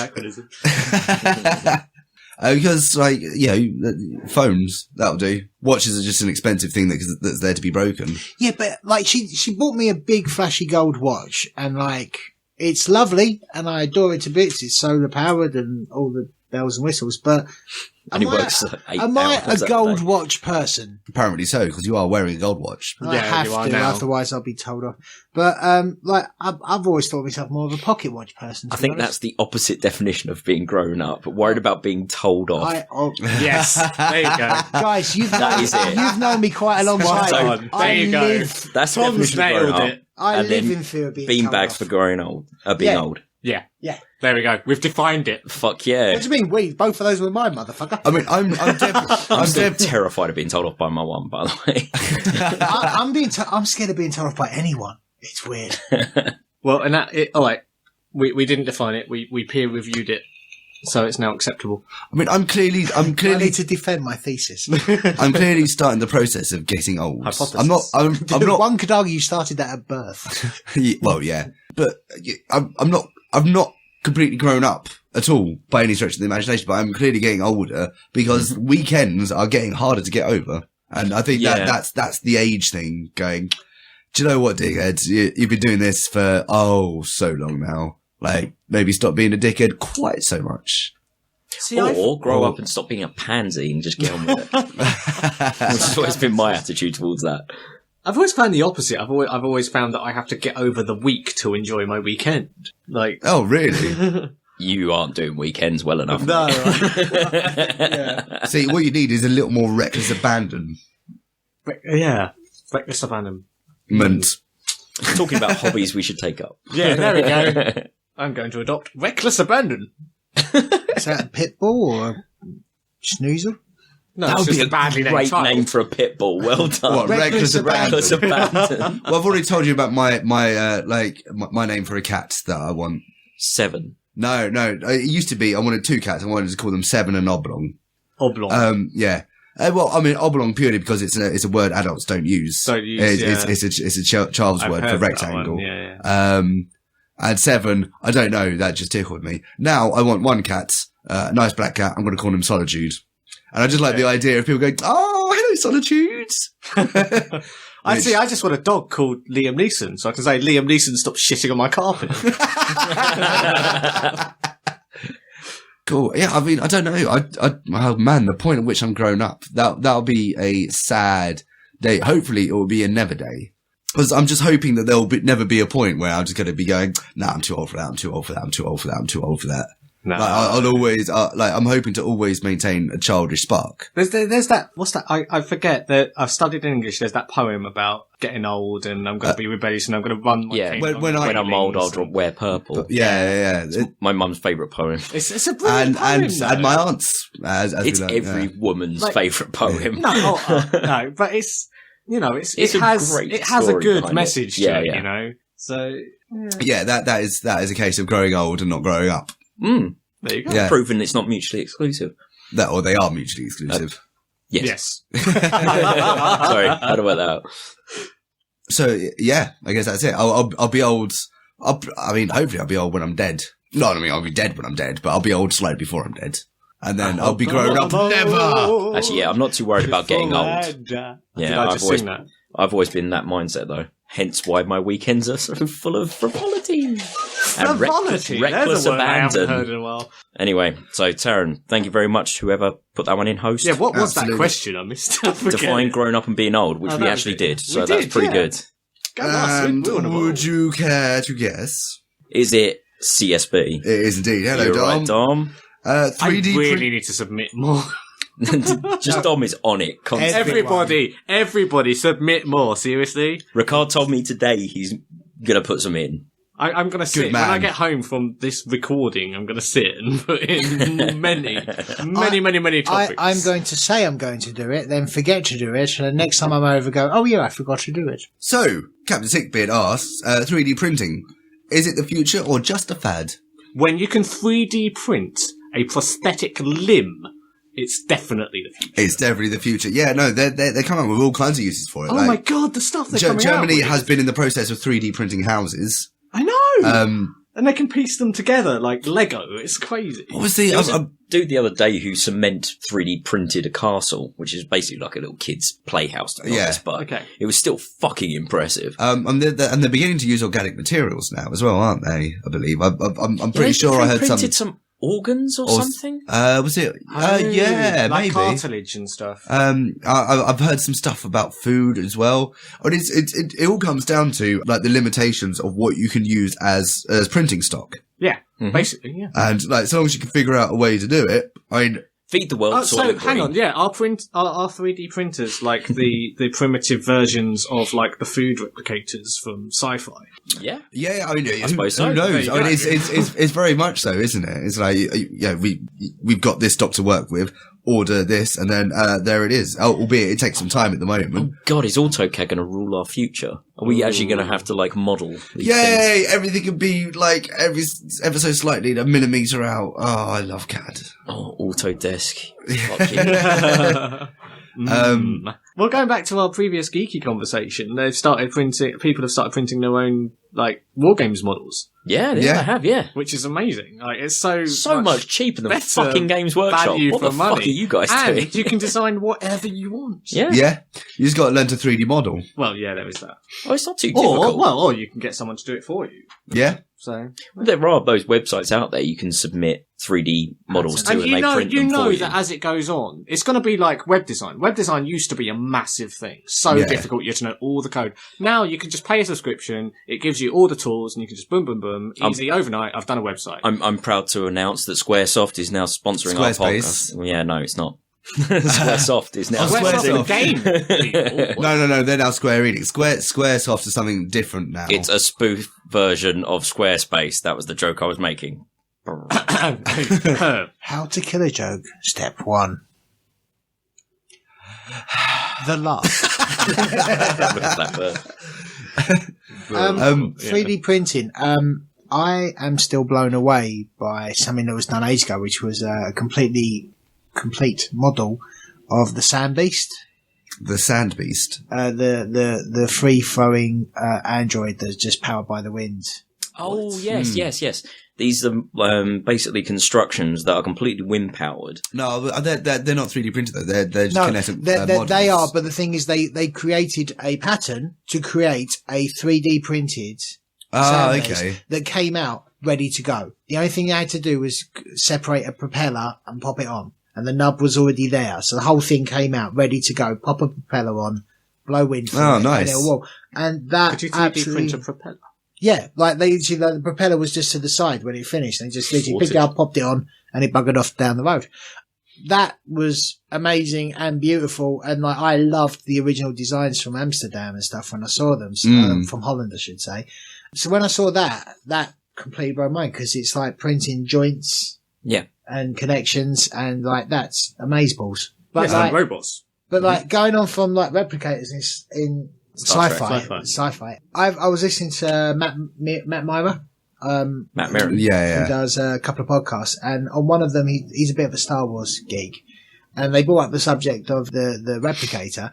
And apparently, according to actual canon of Star Trek, everything is balanced nutritionally. So if you go in and order like chocolate eclair, you'll get a chocolate eclair. It tastes like chocolate eclair, but it hasn't got the fat in that. That would be brilliant for vegetarians. So, just to kind of, because it was an absolutely great joke and everyone was straight over it, we're going to make it all out of Soylent Green. That was just for you, motherfucker. Yeah, no one heard that joke. Sorry, did I talk over the joke? Not at all. As future goes, But it's people. So if they do turn out to be kind of the proto replicators, it's the first step in like making alchemy science, because you're just taking base shit and turning it into other shit. In my head, Full Metal Alchemist. In my head, it's the first step towards populating other planets. Because if, let's say, we can take nothing and make something out of it. Because if you have the mechanics to go in the ship to then start 3D printing from maybe something that's been core sampled from the planet. Or just like pour in like a cup of dirt and it'll break it down into protons and neutrons. I was going to say, electrons. But you need the way to break things down before you. But like, let's say for instance, huge change. But let's say for instance, there is a ore on Mars, for want of a better one. If there is a way of replicating a viable printer stock from the items on Mars, and then you've got the bare minimum going over. But once you have a colony, so say for instance you land a colony and you bring some machinery and blah blah blah blah blah, yeah. But then the colony is now freestanding; it's not dependent on Earth at all, yeah. But we could literally beam signal somehow. I'm maybe stepping out of my comfort zone, but the point is we can send designs digitally to them, and then they can then just wash. So if someone creates the Eiffel Tower and designs a beautiful structure, the same can be done anywhere and even on other planets, and that's an amazing thing. If you 3D printed the Eiffel Tower on Mars, would you call it the Myfel Tower? The Red Tower? Or is pretty that much just have like to, some wouldn't you? communists sort of... And you'd have to put it on like Mons Olympus as well, wouldn't you? Which is the biggest known volcano in the solar system. Oh. If that went off, it'd shoot off like a rocket. Like. If we owned a 3D printer, we could actually produce Hot Topic action figures. Yes. Well, I mean, this is one of the ideas we With had Kung Fu grip. when we were doing the smelting. It was And like eagle producing eyes. shit for the Pot Topic podcast. The ingot. I love the idea of the Hot Topic ingot. Yeah. We should have that. Me and Andy were talking about like having like medals that like if you were a host, you got a Pot Topic ingot medal. No, I mean, I don't think we should get it, because we're not the heroes in this situation. Captain Sickbeard, like he funds this. Our listeners, I mean, especially those that have been with us as long, but you know, all our listeners, if you've listened to more than one podcast, you're the hero. Basically, and we should really start giving you shit to say thank you. We can do a competition. I'm sure we could figure something out. I've got. I mean, instead, what will probably happen is, like, in half a year's time, we'll get cocky and put up a Patreon or something. Yeah. And start saying, hey, you know how you listen to us? Like, give us money. But you are the heroes. We'll get some, like, proper, like, serious equipment or some serious, like, web space out there that's advertised so that we can produce to the masses. If we're gonna kickstart them, I think we need to give them the full Oxfam advert. Like, hi, I'm Taran Wilmore. Many people forget at this time of year the plight of podcasters. They can't run around free to perform their arts. Instead, they have to work menial day jobs. Think of these hard-working individuals. And in no way am I just padding this dead air while our No, I mean, friend as we're talking about... far too long stood on street corners, like, promoting for business, trying to get money for these podcasts. That's what you were doing. I thought you were selling yourself. Oh, yeah, there's that too. I mean, as we're talking about 3D printers, it's probably worth mentioning that I think the reason Tom's brought it up is because he owns a 3D printer. Does he? Yeah. What has he printed? I don't know. It's been so long since I've seen him. Has he printed the one thing that everyone who owns a 3D printer has printed, which is the missing back of the remote control? Everyone I've ever spoken to has always gone, yeah, it's really great. And the first example they do is when you break the back off the remote, pop another one on. Yeah, that's the one thing everyone That's quotes. quite clever. I was going to say, or you could do you get those print and play like card games and board games. You could do print and play games that require extra components like figures and stuff. Oh yeah, I mean that would be awesome. And we were talking about this the other day. What was it? It came down to printing a fetus for some reason, but Beth brought up. Oh yeah, it was how you could send like 3D models of your cock instead of dick that was pics right. to each other. Oh, I remember for a second there, I was under the misapprehension. That's probably a worthwhile thought. Yeah, no, it's not. It's arse, so it's genitals. I would just send a 3D printing of me with like a really cheesy grin.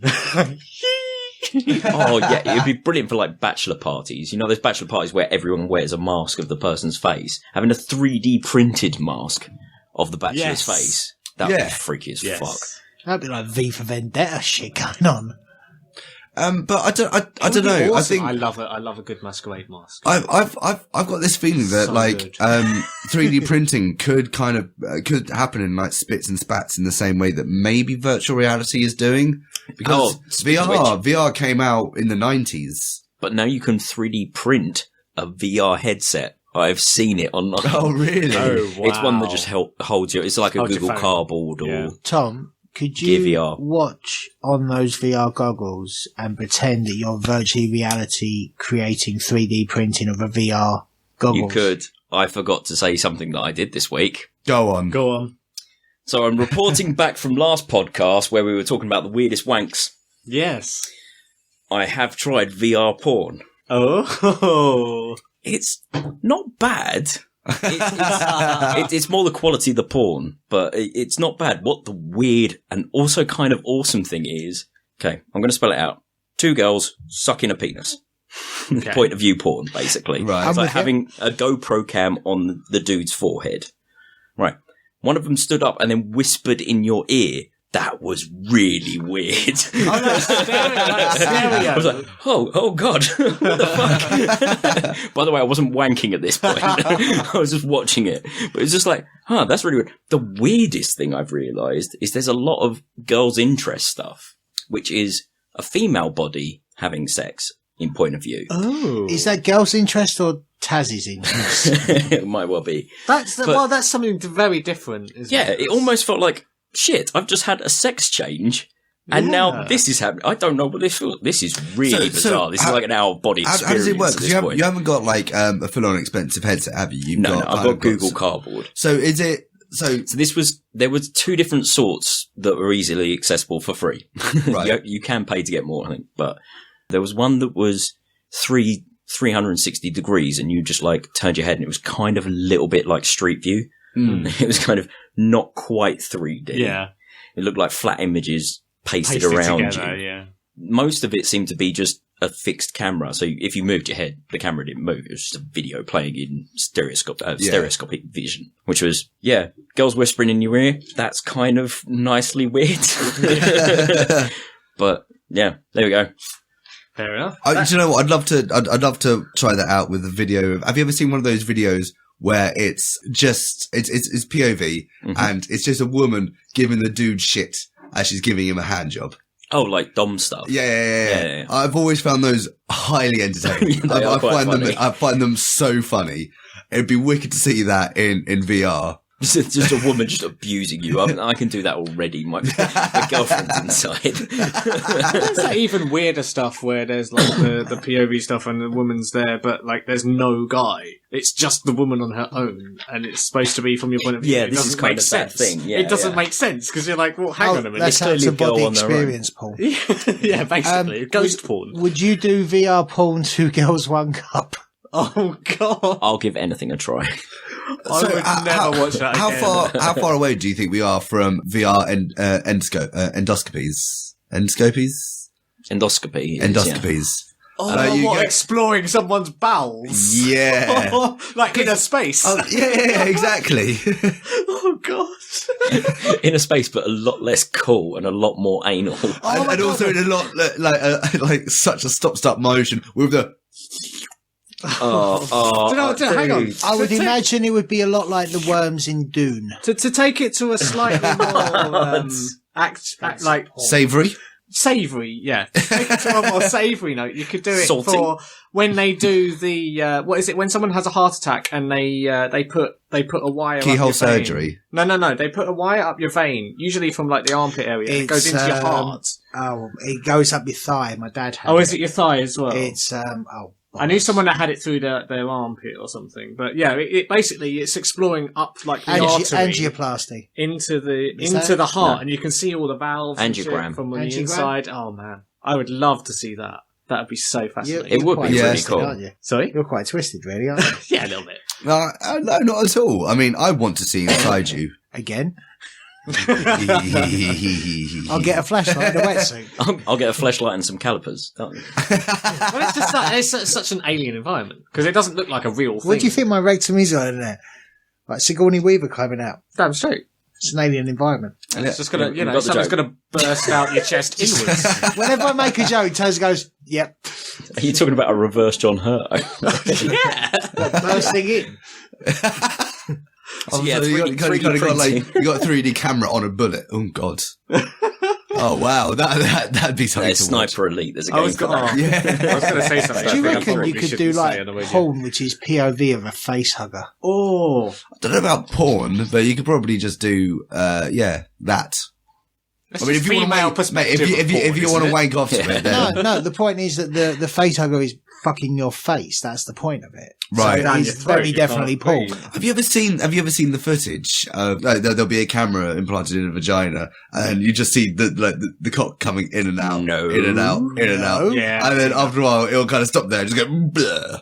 But it just looks and then so. wither away. It just looks so like, even though it's the most real thing probably out there, it looks so false. Like, it looks almost puppeteered. It does, doesn't it? Like Tim Burton's Charlie and the Chocolate Factory. It was real, but Because it it looks is so false. It is. I mean, because at that point, the cock does it. Like from that view, the cock literally becomes an excited toddler going peekaboo, peekaboo, peekaboo, peekaboo, peekaboo. Too much cake. It's just projectile vomiting. Like, welcome to biology class. So 3D printing. Oh, as well, the future, mate. I think we've proven it's the future. I think this is a really good segue into our next topic. Oh, go I'll for go it. for it. Right, Tom says, Uh-oh. best line from porn you've ever heard. What's that Rocco line? Oh God, which one? It's I you're so pretty. Oh, you're so pretty. How's it start, that one? I don't know. What is that? Is that the one with the girl who's clearly like not entirely sure about Yeah. the entire thing? Yeah. That was hilarious. I haven't seen that in so long. I imagine, like, if I went back and watched it now, I'd probably feel quite bad about it because. was it saying, Rocco no, is please horrible stop, porn. go away, leave me alone? No, the thing is, Rocco's not horrible porn. Rocco Siffredi is actually like, he's one of the better, porn producers. He does like a lot of interesting, It's extreme. Sometimes it's extreme, sometimes it's not. Sometimes it's just kind of, Gaping. yeah. Yeah, I don't know. I think that was my best lines. Actually, they all come from, is her name Tiana Lynn, I think.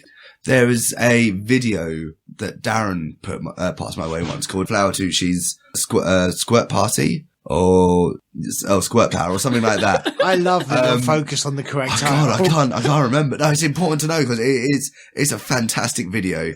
But like the two best lines from it, and one of the girls she gets in is Taran Lin. And there's a behind the scenes. There are two behind the scenes bits. And there's a behind the scenes bit where they're just kind of talking to the porn stars while they're being fluffed. And, that's all very fine. That's all well and good. And so you just watch it because it's just interesting to see that side of the porn. And there's a point where Taran Lin, she's there, she's on a deck chair, she's got her legs up. And she's talking about like having her arsehole. Like, so, well, like get in there as well. And like she has this weird response to something where she like the fluffer gets down into her arsehole or whatever, and she just goes, "And your little dog too," which is fucking phenomenal. And then it's another one that I for the fuck of me, I can't find it again. It is phenomenally entertaining. It's one of those ones I've put on at times just to go, this is just hysterical. And it's Taran Lin and another girl. And I believe the film is called Suck My Squirts. Was that Dustin Hoffman? And it's Tarantino produced. I know, and it's like starring Robin Williams. To give you like the bare bones of it. Taran Lin and this other girl started off fully dressed, and then these two naked bitch boys walking, and they've had like just makeup smeared on their face, just rather shittily, and like it goes on for a while, and there's this point where the camera is focusing, it's on the floor, and it's focusing on what's happening with Taran Lin and her man. And then in the background, like, the other girl has just squirted, and she's going, "Yeah, you fucking like that? You fucking like that? You fucking like that? Take a fucking bath in my squirt." And like, you just see, like, where Taran Lin, where she's just kind of enjoying what's going on. She just heard that and just goes, fucking amazing. Absolute Oscar-worthy bullshit right there. I have to say, it's always been in silence when I've watched anything. You watch on mute. It's just on mute, yeah. My favourite line is, "Cherry tricks is so good, it's better than a blowjob." It's from the first ever porn I ever saw. Horrible 80s porn. And my mate Prentice lent it to me, actually. And it's just always made me giggle. Because I was a little boy watching porn. It says, "Cherry tricks is so good, it's better than a blowjob." And it's became a thing with my friends. So it has a rhythm. Yeah. But also Sasha Grey, because she gets Tourette's every time she's excited. Oh, brilliant. I've finally remembered what the line was that I was thinking of when I wrote this topic. It was a stereotypical dude in a hospital bed, and the sexy nurse comes over, and the nurse just says, "I'm sorry, it's terminal." At which point he notices that she's dressed up as a very sexy nurse and goes, "It's all right. Born by the snatch, die by the snatch. Get on my face." It's like, yes! Born by the snatch, die by the snatch. I want that on my tombstone. And of course, there's one of the classic stories that there's always run around a group, which comes from a point where Hal, Beth, and some others were watching some porn. And this tends to happen on a long night where we've been chatting, and then this was back in the days when Hal used to review porn and sex toys and stuff. Cool. I was just watching an anal scene. They're watching an anal scene, and Hal got like extremely tickled by it all. Just stood up and said, "When in Rome, fuck asses." How's that whiskey taste coming up your nose now, Chris? Oh God, I know there are so many more. Oh damn! I'm so glad I remembered mine. I was getting really pissed off with myself. I couldn't remember it then. Okay. Next up, just for a change, I thought we'd get one from Captain Sickbeard. You're right, Tom. Worst way to die, whimsy and non-whimsy. So, whimsy. Taz? Did you ever hear about Tycho Brahe? No. Or Brahe, I don't know how to pronounce it. He was like one of the brightest astronomers and scientists of, God, when was it? The 1600s maybe? I don't know. You need to fact check that. I don't remember. But Tycho Brahe, incidentally, it's where Tycho from Penny Arcade got his name. Okay, fair enough. Yeah, like this dude something had already gone terribly wrong with him, and his nose had fallen off, so he had a gold nose. Okay. The way he died he was known for like legendary piss-ups.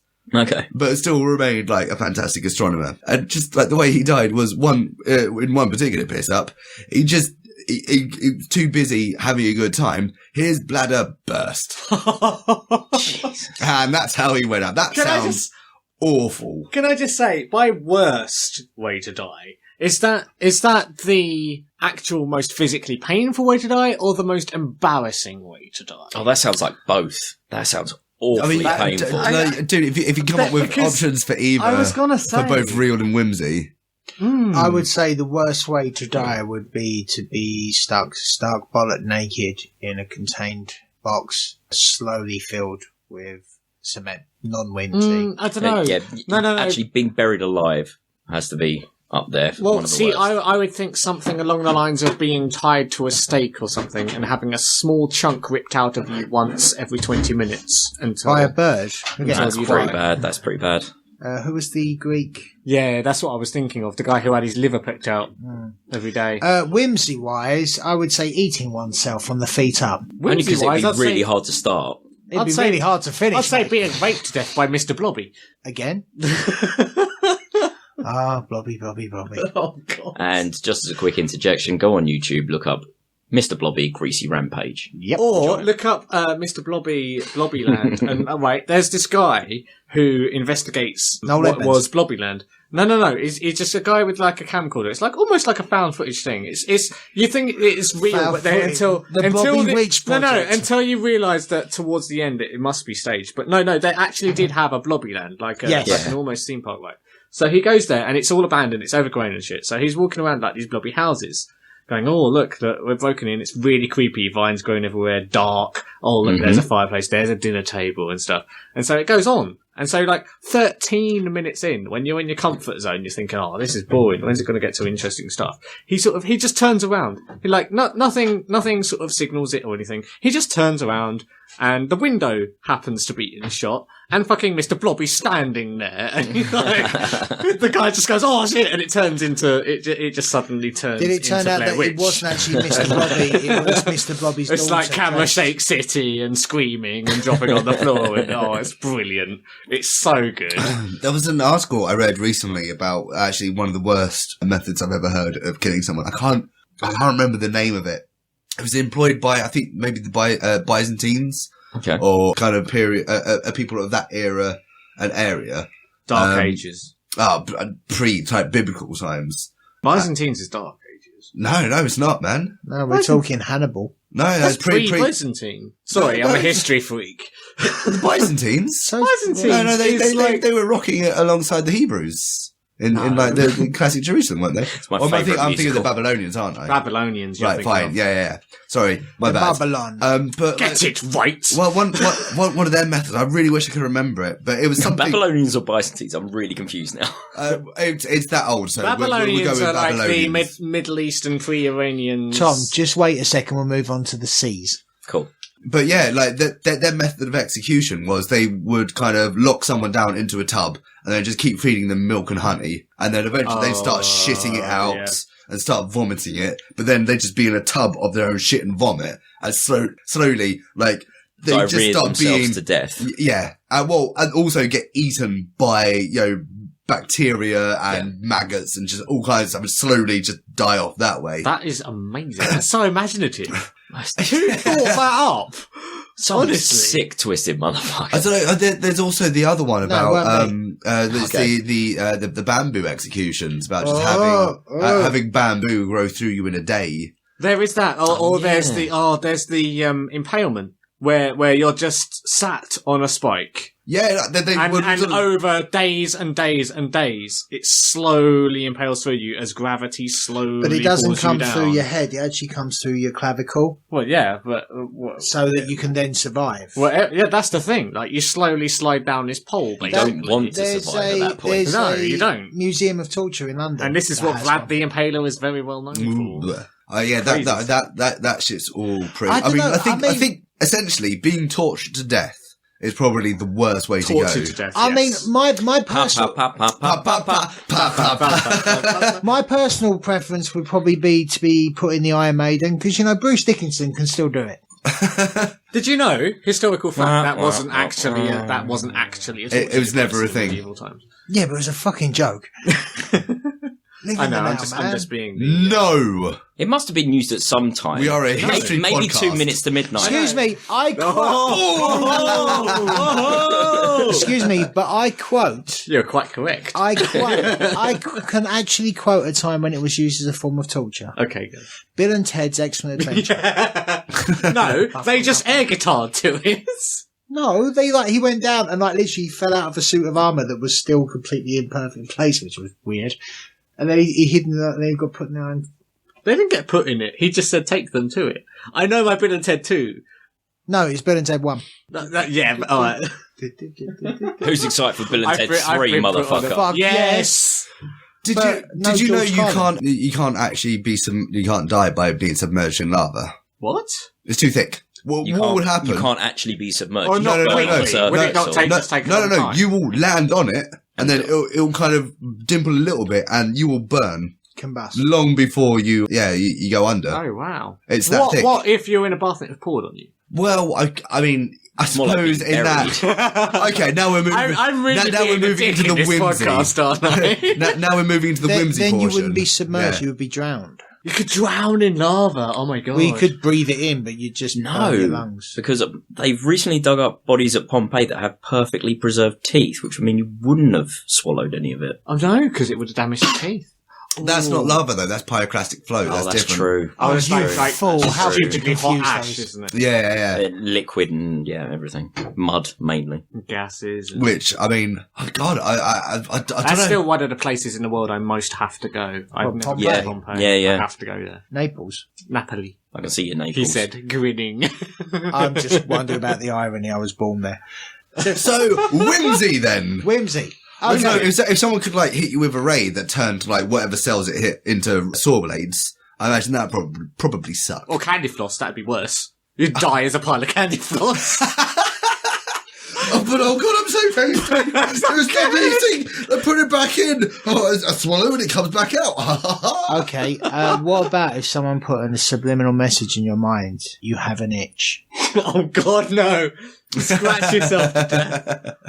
Yeah, That's that would almost suck. actually torturous because that could probably be done. Welcome to my brain. Oh my word. Which reminds me of the classic one of a bucket on your chest With with the a rats. rat in it. Yeah. And then put And then hot coals. Oh, Or yeah. you One put a side blow or burn torch the other out. side. You Or put the blow No, you torch. put hot coals on the top of the bucket. I'm Yeah. quoting And Bad Bad Boys Boys. 2. Game of Thrones. Bad Boys too. Bad Boys 2. Oh, I not can't seen- watch the latest Game of Thrones. I'm gutted. I Why haven't not? watched the Because I first don't Game have of the Thrones. channel. I actually can't watch it. Oh, I see. You're honest. So, You're not a pirate. I'm quite honest. I haven't Um, seen the first So Game I've of started Thrones. rewatching Firefly instead. Much better. Yeah. You can't take the sky from me. I can't. Everyone tells me I should get into Game of Thrones. since I found I've Serenity. mean to. I just haven't. Game of Thrones is pretty cool. Actually, that Game brings of up Thrones is another amazing. one that a death Worst way that to particularly die. shocks me, which was it was in the first season. I might know it then. Go on. Some dude has gold poured on his head. Oh, That that's was fucking brilliant. brutal. Turns That out, was so good. dude, I know. I was there, you saw the scene set up, you'd already know how these characters were interacting. You're just there thinking, fucking do it. Jason. Fucking do it. You really I bet are. you won't. I bet you won't, but fucking And do then there's it. big, sweaty, oiled up Jason Yeah. Momoa just goes, Yeah. here's your crown of Here gold. it is. Sexy bitch. Actually, that turns out that's a shittier, not as horrible way as was actually developed. Really? Yeah. written? People had gold poured down their throats. No. Yeah. Yeah, enjoy that. I mean, oh.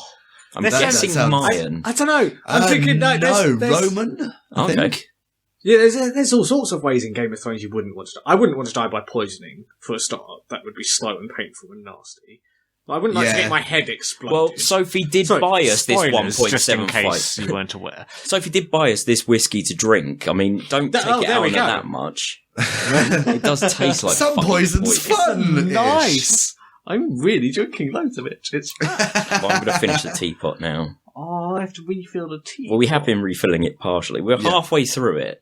Yeah, and I'm still making most Sophie, of when the I see you next, so. I will give you a big hug. Oh, it's nice that somebody feels that way because It's gonna inside. I did a video talking about exactly this. No, you did that video. I was on the couch, called in sick to a meeting I was holding, and then also watched all of Danger 5 from start to finish. Yeah, it was that day. I couldn't move off the fucking sofa. It was the best hangover I've ever had, to be fair.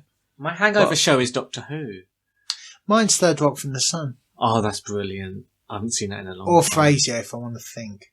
Oh, this is definitely another topic. This is another... Sorry, we've gone way off topic. Oh, this is hangover That's actually watching. a good- that's a good topic. Yeah, absolutely. Cool. Who's up next then? Right, so I got one from the host pot, and it's an ex-host. Our only ex-host, Kel. Is she not coming back? No, unfortunately not. She is not. Because she's got a proper job. Oh. So this is from Kel, and it is Imaginary Friends. I'm just trying to work out what she wrote. I cannot say my initial thought was I've never had an imaginary friend personally, but you read those ones about someone who had an imaginary friend and then it turned out that it corresponded to a dead relative, and it's like, oh my god, that's so freaky. But at the bottom there, Kel's just basically saying that I've already mentioned it on the show already, my imaginary friend. That's Wurzel Gummidge, who used to live up the top of the chimney. I don't remember him. Well, That's that story. When I was No, not younger, Wurzel Gummidge. I mean, I do remember a period of having an imaginary friend, but weirdly enough, I also remember being cognizant of the fact that I was making him up. Oh, okay. This was This never is being creative. And yeah. No, I was aware that this dude was entirely not real. Like I wasn't sucked into my own narrative at all. But I don't think it even lasted that long. But I mean, if we're going to talk about imaginary friends, I think this is a wonderful opportunity to talk about Rick Mail. Drop Dead Friends. Thank you very much. Yes, that's the first thing that popped into my head as well. Fucking love that film. I love Rick Mail. He was so good. Dog poo, lovely, lovely dog poo. What's the name of the actress in that? She was also in Gremlins. Phoebe Cates. She was. Yes. She was awesome. Was she in Gremlins? She was very Yeah. good. Yeah. Both of them. First, was she in the second one? Yeah, she was. Yeah, she was. She was the one who got the job at the Clamp Tower, Yeah, or whatever the it was. special. Yeah, the place. I remember. Yeah, I never really had a real imaginary friend. I never believed in my own fantasies. I did. Wicked. I used to look at light bulbs, and then, you know, when you get the colours flash on your eyes. You burn your inside retina, yeah. They were my imaginary friends. No, the closest I had was I called them birds. I went to a C of E primary school. And Jesus, that's the best imaginary friend ever. It wasn't I've Jesus. got a friend in Jesus. It wasn't He's Jesus. It was God. So Okay, fair enough. Same thing. Yeah, basically. Well, and sorry, was No, but that it God wasn't or Jesus. Gord, as in short for Gordy? No, God. God. God. Sorry. No, This is it my wasn't. mate Gord. It wasn't. No, it wasn't Jesus because it wasn't a man. It wasn't a guy with a beard or whatever. It was just this literally imaginary friend, like someone you couldn't see, you couldn't define, you couldn't whatever. I don't know for a few years, but it only lasted for like 2 or 3 years from primary school because I specifically remember in my 4th year at primary school thinking, yeah, I've been making this up all along. This is a load of bullshit. Not in those specific words, but yeah. You know, I that's my moment of disbelief. That's my moment of, why am I thinking this? Honestly. I had my moment of incipient Sorry, atheism. I've sort of changed the subject a little bit. No. Actually, no. I think it's a fair change. To me, that was my imaginary friend. Fair enough. I mean, I had my moment of incipient agnosticism or atheism, Yeah. like when I was kind of 5 or 6. Okay, earlier than me then. And you know, perhaps because that was about the same time when I was aware that I was making up this imaginary friend. Like there was this imaginary thing. There was this thing that no one could see. And it's like, it didn't make any sense. Yeah, exactly. And exactly. the thing that brought it into focus for me was my sister. I was in the car with my mum, my uncle Paul, it was me and my sister, and Freya had just posited an argument that the universe, my sister, had just posited the argument that the universe started with the Big Bang. Mm. And so Paul goes, oh, well, what started the Big Bang? And she said, well, like dust collecting until it got so dense and hot that it exploded. She's just kind of running off. I mean, she would have been, 9 at the time. So she's just kind of running Explaining off. it how she Really understood it. good for someone of that age. Running it off as rote that, from what she heard. And then Paul, not trying to convince, but just trying to push her to question things. Okay. Just say, well, okay, Fair so enough. where did the dust come from? And then he sort of put forward, God as maybe this original action. At which point I went, well, where did God come from? Yeah, that's the basic argument. And as an innocent 5-year-old, and he said, well, God was maybe always the one there. So, well, why couldn't the dust be? No good answer. Well, okay, so this is clearly I don't know. Never mind. this is clearly rubbish. Yeah, He says sitting there in a Sagan t-shirt. So I'm going to point that out to the listeners. This is currently my favourite way of thinking. I love What, the playing Church of Dust? Yeah, why not? I just love thinking of my current interest. I have this thing at the moment where I keep looking up videos of how to counter theist arguments and how to push them further. It's brilliant. So every time. Have you got to the point? Because the thing, and I always find this is the case. The Greeks nail a number of arguments early on, and Plato, in fact, nails the argument against a god as a moral authority. Okay. He did so ages ago, and he did it with the phrase, I can't remember, was it in Symposium or was it another one? But in the fiction, Socrates is talking to someone, and they're talking about kind of, things are good because God loves it. Or, in the words they use are pious. Okay. And Plato sort of nails it. It's like, well, is it pious because God loves it, or does God love it because it's pious? Yeah. And when you look at that question, it's like, well, in those two situations, God is either arbitrary or redundant. Yes. Yeah. He's either just chosen things, and they may not even be good in these other worlds because that's all entirely redundant. He's just chosen it, and therefore that's good. Exactly. And your code of moral philosophy isn't actually at all moral; it's just obedience. Yeah. And then the other one is just these things are already good, so we don't need We don't need God. Exactly. Yeah, I've been having a lot of fun with that one recently. I love those. Yeah. Yeah. So imaginary friends. Yeah, that's my Ed, you look imaginary bored. friend. Why don't you carry on with your? You got through telling us that you had an imaginary friend, but you didn't give us any details. Sorry, I haven't actually told my parents this. Had them. I'm really confused right now. Sorry. Imaginary friend. Yeah. Well, the light bulbs, he said. Yes. You already did that. Light bulbs. Oh, so you didn't have any characters or names or? He did say it, you missed it. Oh, sorry, my bad. They were birds. Birds. Birds. Yeah, but basically I would just disappear into my room and think about things and not realise I'd kind of drifted off and stared at the light bulb. I have a horrible image of you just going to your room and staring at light bulbs for hours on end and calling them your friends. That's pretty much it. Your parents thought you were up to something very different.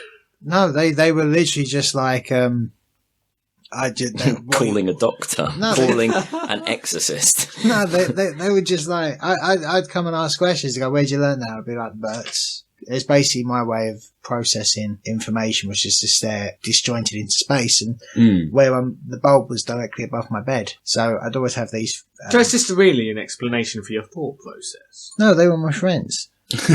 I would talk to them. Oh, okay. They would talk to me. Nice. They would tell me to do things. Nice. Nasty things. Okay.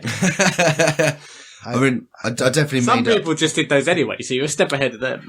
I think the last time I had imaginary friends, they were the friends I used to break up with. Oh, fuck yeah. With Tiffany, which I've mentioned on the podcast, telling her that I had a dream the guardian angels came Was that to me. the one who made you a picnic and then you dumped her? No. What were the names of the angels? Farrelly and Carrickhaven. Yeah, well done. Imagine hippie Taran. You're a girl. Imagine that, first of all. And then you're going out with Taran. I know, far-fetched. He comes up to you and says, I'm dumping you because my guardian angels have come to me and told me to break up with you. And the names are Farrelly and Carrickhaven. It would be really horrible, but I wouldn't be particularly surprised. Or sad. Let's put it that way. Freedom! So yeah, I guess that covers imaginary friends. Yeah, thank you, Kel. That's a bad topic, actually. Yeah. There was one last thing. We were watching Doug. I mean, I've been watching a lot of him recently, but we watched a Doug Stanhope stand-up routine not that long ago, and he's been on a rant for a while, and he there's a point where he just turns around and goes, okay, so just imagine you've not heard of religion at all. It's not been drawn into you whatsoever. You walk into a bookstore, you pick up the Holy Bible. Oh, no, this is the Do point you where... believe it? This is the point Yeah, where... if you've not had it drilled into you from a young age, is that something you pick up and go, oh, fucking... angels and monsters and devils and yeah, all right, cool. I'll get behind this. Well, a bad but interesting series of short stories. Well, actually, yes. No, that's very good. Having read it cover to cover, that's a very good way of putting it. Yeah, I have as well. So can I just put it that? Did you? Yeah. Oh, nice one. Yeah, I made a point of it. Yeah, same here. Yeah. I had a Russian guy take the piss out of me for it. Really? Yeah, we had the Russian ballet in when I was reading it up in the fly floor, and the dude saw me reading the Bible, and he just came over to me, like, making halo symbols with his hands. Yeah, Going, that's the thing. Oh, you're a good boy. He's like, yeah, really not. Really not, yeah. That's the thing. They say the best way to become an atheist is to read the Bible. Yeah, sorry, Tom. I was just going to point out, it wasn't Doug Stanhope just doing this off the bat. He actually asked the audience, is anyone here a Christian? And then pointed out the one guy. That's right. Who was a Christian and going, right, now let's think about this. Yeah. It was a pretty, because he started off so apologetic and nice and saying, no, that's lovely, you got faith and and then destroyed it within like 30 seconds. That's the problem. I think it's become like a social norm to sort of bash on faith. Put up with everybody's beliefs. Like, that's fine, you believe that, that's okay, rather than I'm of the ilk of you should challenge these things. You should say, why do you believe this? What proof do you have of these reasons? Like, but I still don't feel it's my place to say that. It makes me feel nice. Question. You're asking for proof of belief. No. Proof of the basis of your belief. Why do you believe this? By definition, belief is unprovable. What, no, believe. No, you start running to secular logic. It's like, well, I believe because I believe. I'm going by like generic language, not specific definitions. But anyway, I'm going off. So we're going to get into circular argument. Yeah, absolutely. Oh, as is always the way with religion. So I drew one that I discarded, but then I realised we've had people who haven't answered this, but it's a topic we've had before. I don't like the way you're looking at me, Darren. Chris, Ed, guilty pleasures, nice and quick. Oh, my guilty pleasures. Kylie Minogue. Fair enough. Defining Me. The X album. Confide in Me, sorry. Confide in Me is a good song. Confide in Me is a good song. A lot of them are good songs. I don't know. That's it. Oh, and children's cartoons. I love The Mr. Men, and I love Stop It and Tidy Up. Stop It and Tidy Up's brilliant. There's nothing guilty about that whatsoever. I have both of them on DVD, and I watch them semi-regularly. Yeah. Sorry, who was this from? That was from Captain Sickbeard. So, quickly, Ed, if you got anything to add? Winnie the Pooh. Nothing guilty about that either. The man's a Taoist master. Have you ever read The Tao of Pooh? Yes. Yeah, fantastic. I'm going to look this up, man. Mate, you can. I've got 2 copies. Borrow one. It is Taoism expressed through Winnie the Pooh. If you don't mind, it's fucking brilliant. Yeah, absolutely. I've got the follow-up, which is Satanism by Eeyore. Okay, why cool. Bother? So the other one I pulled out was, is this from Vladimir Putin? Nice. Hello, Vladimir. No, this is from the community. Vladimir Putin asks, Russian foreign policy. Yes, please. Do you know what? I've actually got... It's a good answer, sir. Ridiculously undefinable, isn't it, really? What are they up to? No, exactly. I've got no idea what they're up to. I see what they're doing, but I don't understand their end game at all in the slightest. Yeah, I don't know. I think they're still operating in like their in kind of post-Soviet position of we still oppose America because fuck those guys. And I can't really blame them for that. But then Russia, again, as evils go, like it'd be difficult to balance them on the scales. I think it's a bit extreme. Oh no, I'm about to say this and I feel bad for saying it, but it's kind of bad to classify them as an evil presence in the world. No. The fact that morally I don't agree with a lot of Russian politics. Yeah. I wouldn't say they were an evil. What I would say is they are the absolute best observation of capitalism, in that the leader of the Soviet Union has worked up and achieved everything he possibly can, doing whatever the hell he wants. And that's basically capitalism. Yeah, however... it's not a Soviet state anymore. The reason... Well, it's close enough. It's not. The reason I'm almost tempted to stick to the idea of calling them evil is because, I don't know if you saw it, recently, Bernie Ecclestone, chairman, CEO of Formula One, went on record as saying, yeah, no, Vladimir Putin should probably have control of Europe. Now, if this is from Bernie fucking Ecclestone. If he's got Bernie Ecclestone's backing, then there's no way it can be good. Absolutely no way whatsoever. He's a dickhead. Massive cockshine. There's a reason why I watch Formula E now over Formula 1. There's a great game called Formula D, but away from the geekism. I want that game. It's on my Amazon wish list. It's the only game Isn't on my that just vibrator racing? No. No. You have to roll when the you dice get to go it, around we'll corners. arrange a night. Yeah, Oh, brilliant. okay. But no, Vladimir, yeah, okay, so it's not, alright, if it's not capitalism, then it is medieval times incarnate. It is ultimate power. It's Soviet state. It's democracy. It's the opinion of one guy determining national diplomacy. Yeah, but we're talking specifically about foreign policy. Yeah. And if we're gonna hold, that basically is. If we're gonna point a finger at Russia and say, oh, like you're going all medieval, like really take a look at the current capitalist system and tell me, like, especially with kind of modern democracy, and tell me things aren't getting more and more feudal. No. They are massively getting feudal. Like the gap between like the super elite and the common man is getting so much closer to lords and serfs. The main difference is because you can become, you can work your way from common man into the feudal elite. You don't have to be born into it. You don't have to be part of No, again, like there are studies that will show you that social maneuverability is massively on the decline. It's still possible. Well, whereas it wasn't possible before.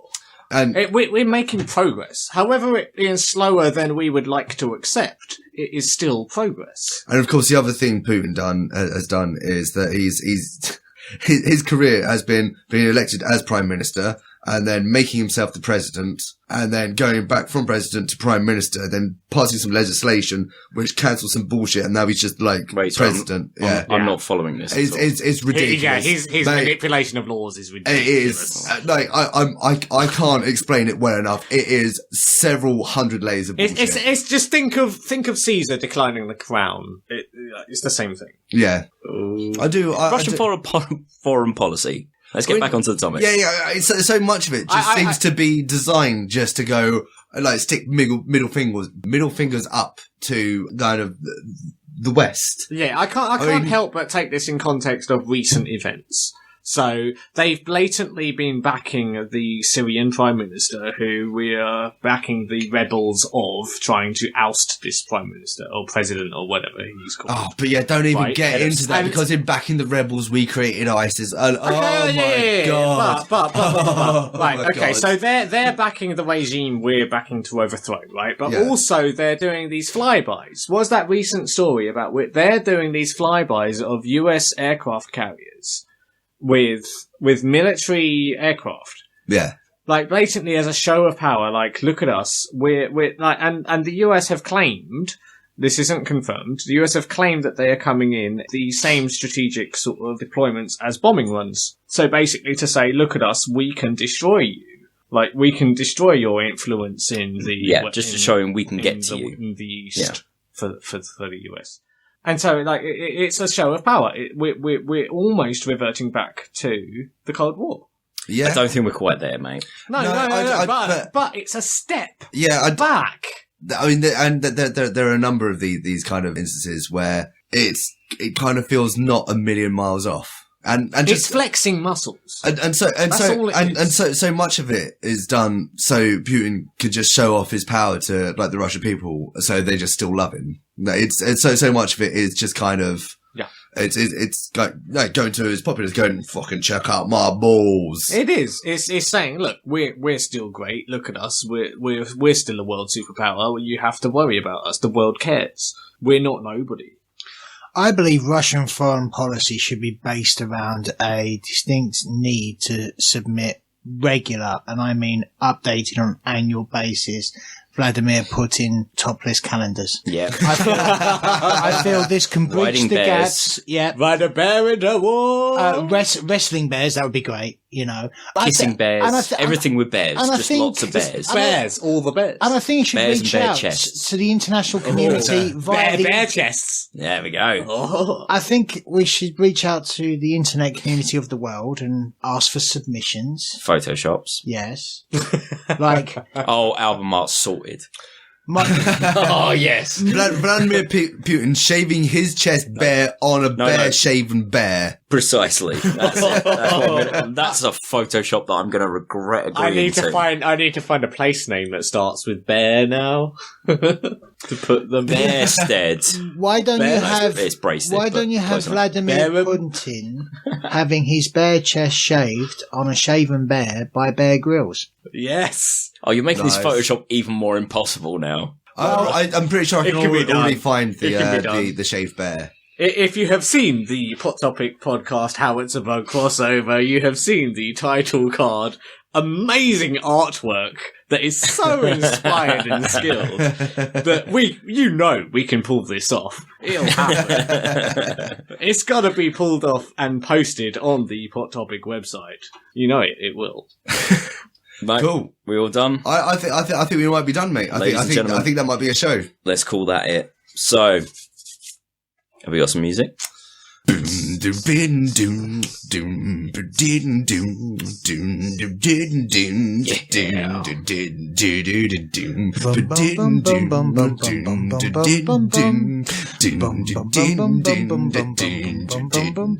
Mr. Salmon, dreamy a dream.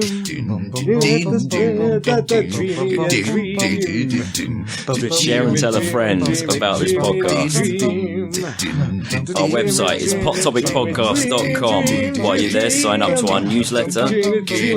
Our Twitter is @pottopicpodcast. Facebook and Tumblr, just search Pot Topic Podcast, you'll find us. Our Instagram account is @PotTopicPodcast. Use the hashtag Hot Topic Podcast to get up on our community wall. Emails @pottopicpodcast.com. Send us something. I'll read it out on the show. Rate and review us on iTunes and Stitcher. Like the video on YouTube, that's how you prefer to listen to us. Share it around.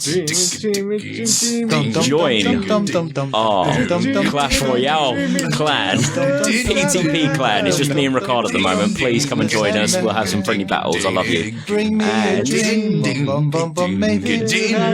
that I've ever seen.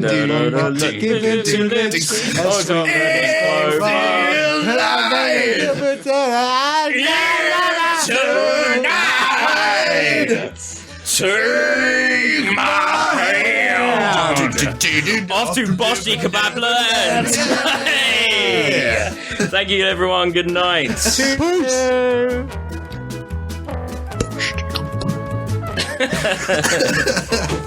Cool. I got so ridiculously lost. Music used in this episode was Meatball Parade by Kevin MacLeod for Compotech.com. It's licensed under Creative Commons by Attribution 3.0. Please see the MP3 comment tag or show notes on pottopicpodcast.com for more information. Hey Pot Topic listeners, this is Tom. I thought I'd better demonstrate to you how annoying our washing machine is. So here's it turning on. Let's change the cycle now. And here's the ridiculously long outro when you've finished a cycle.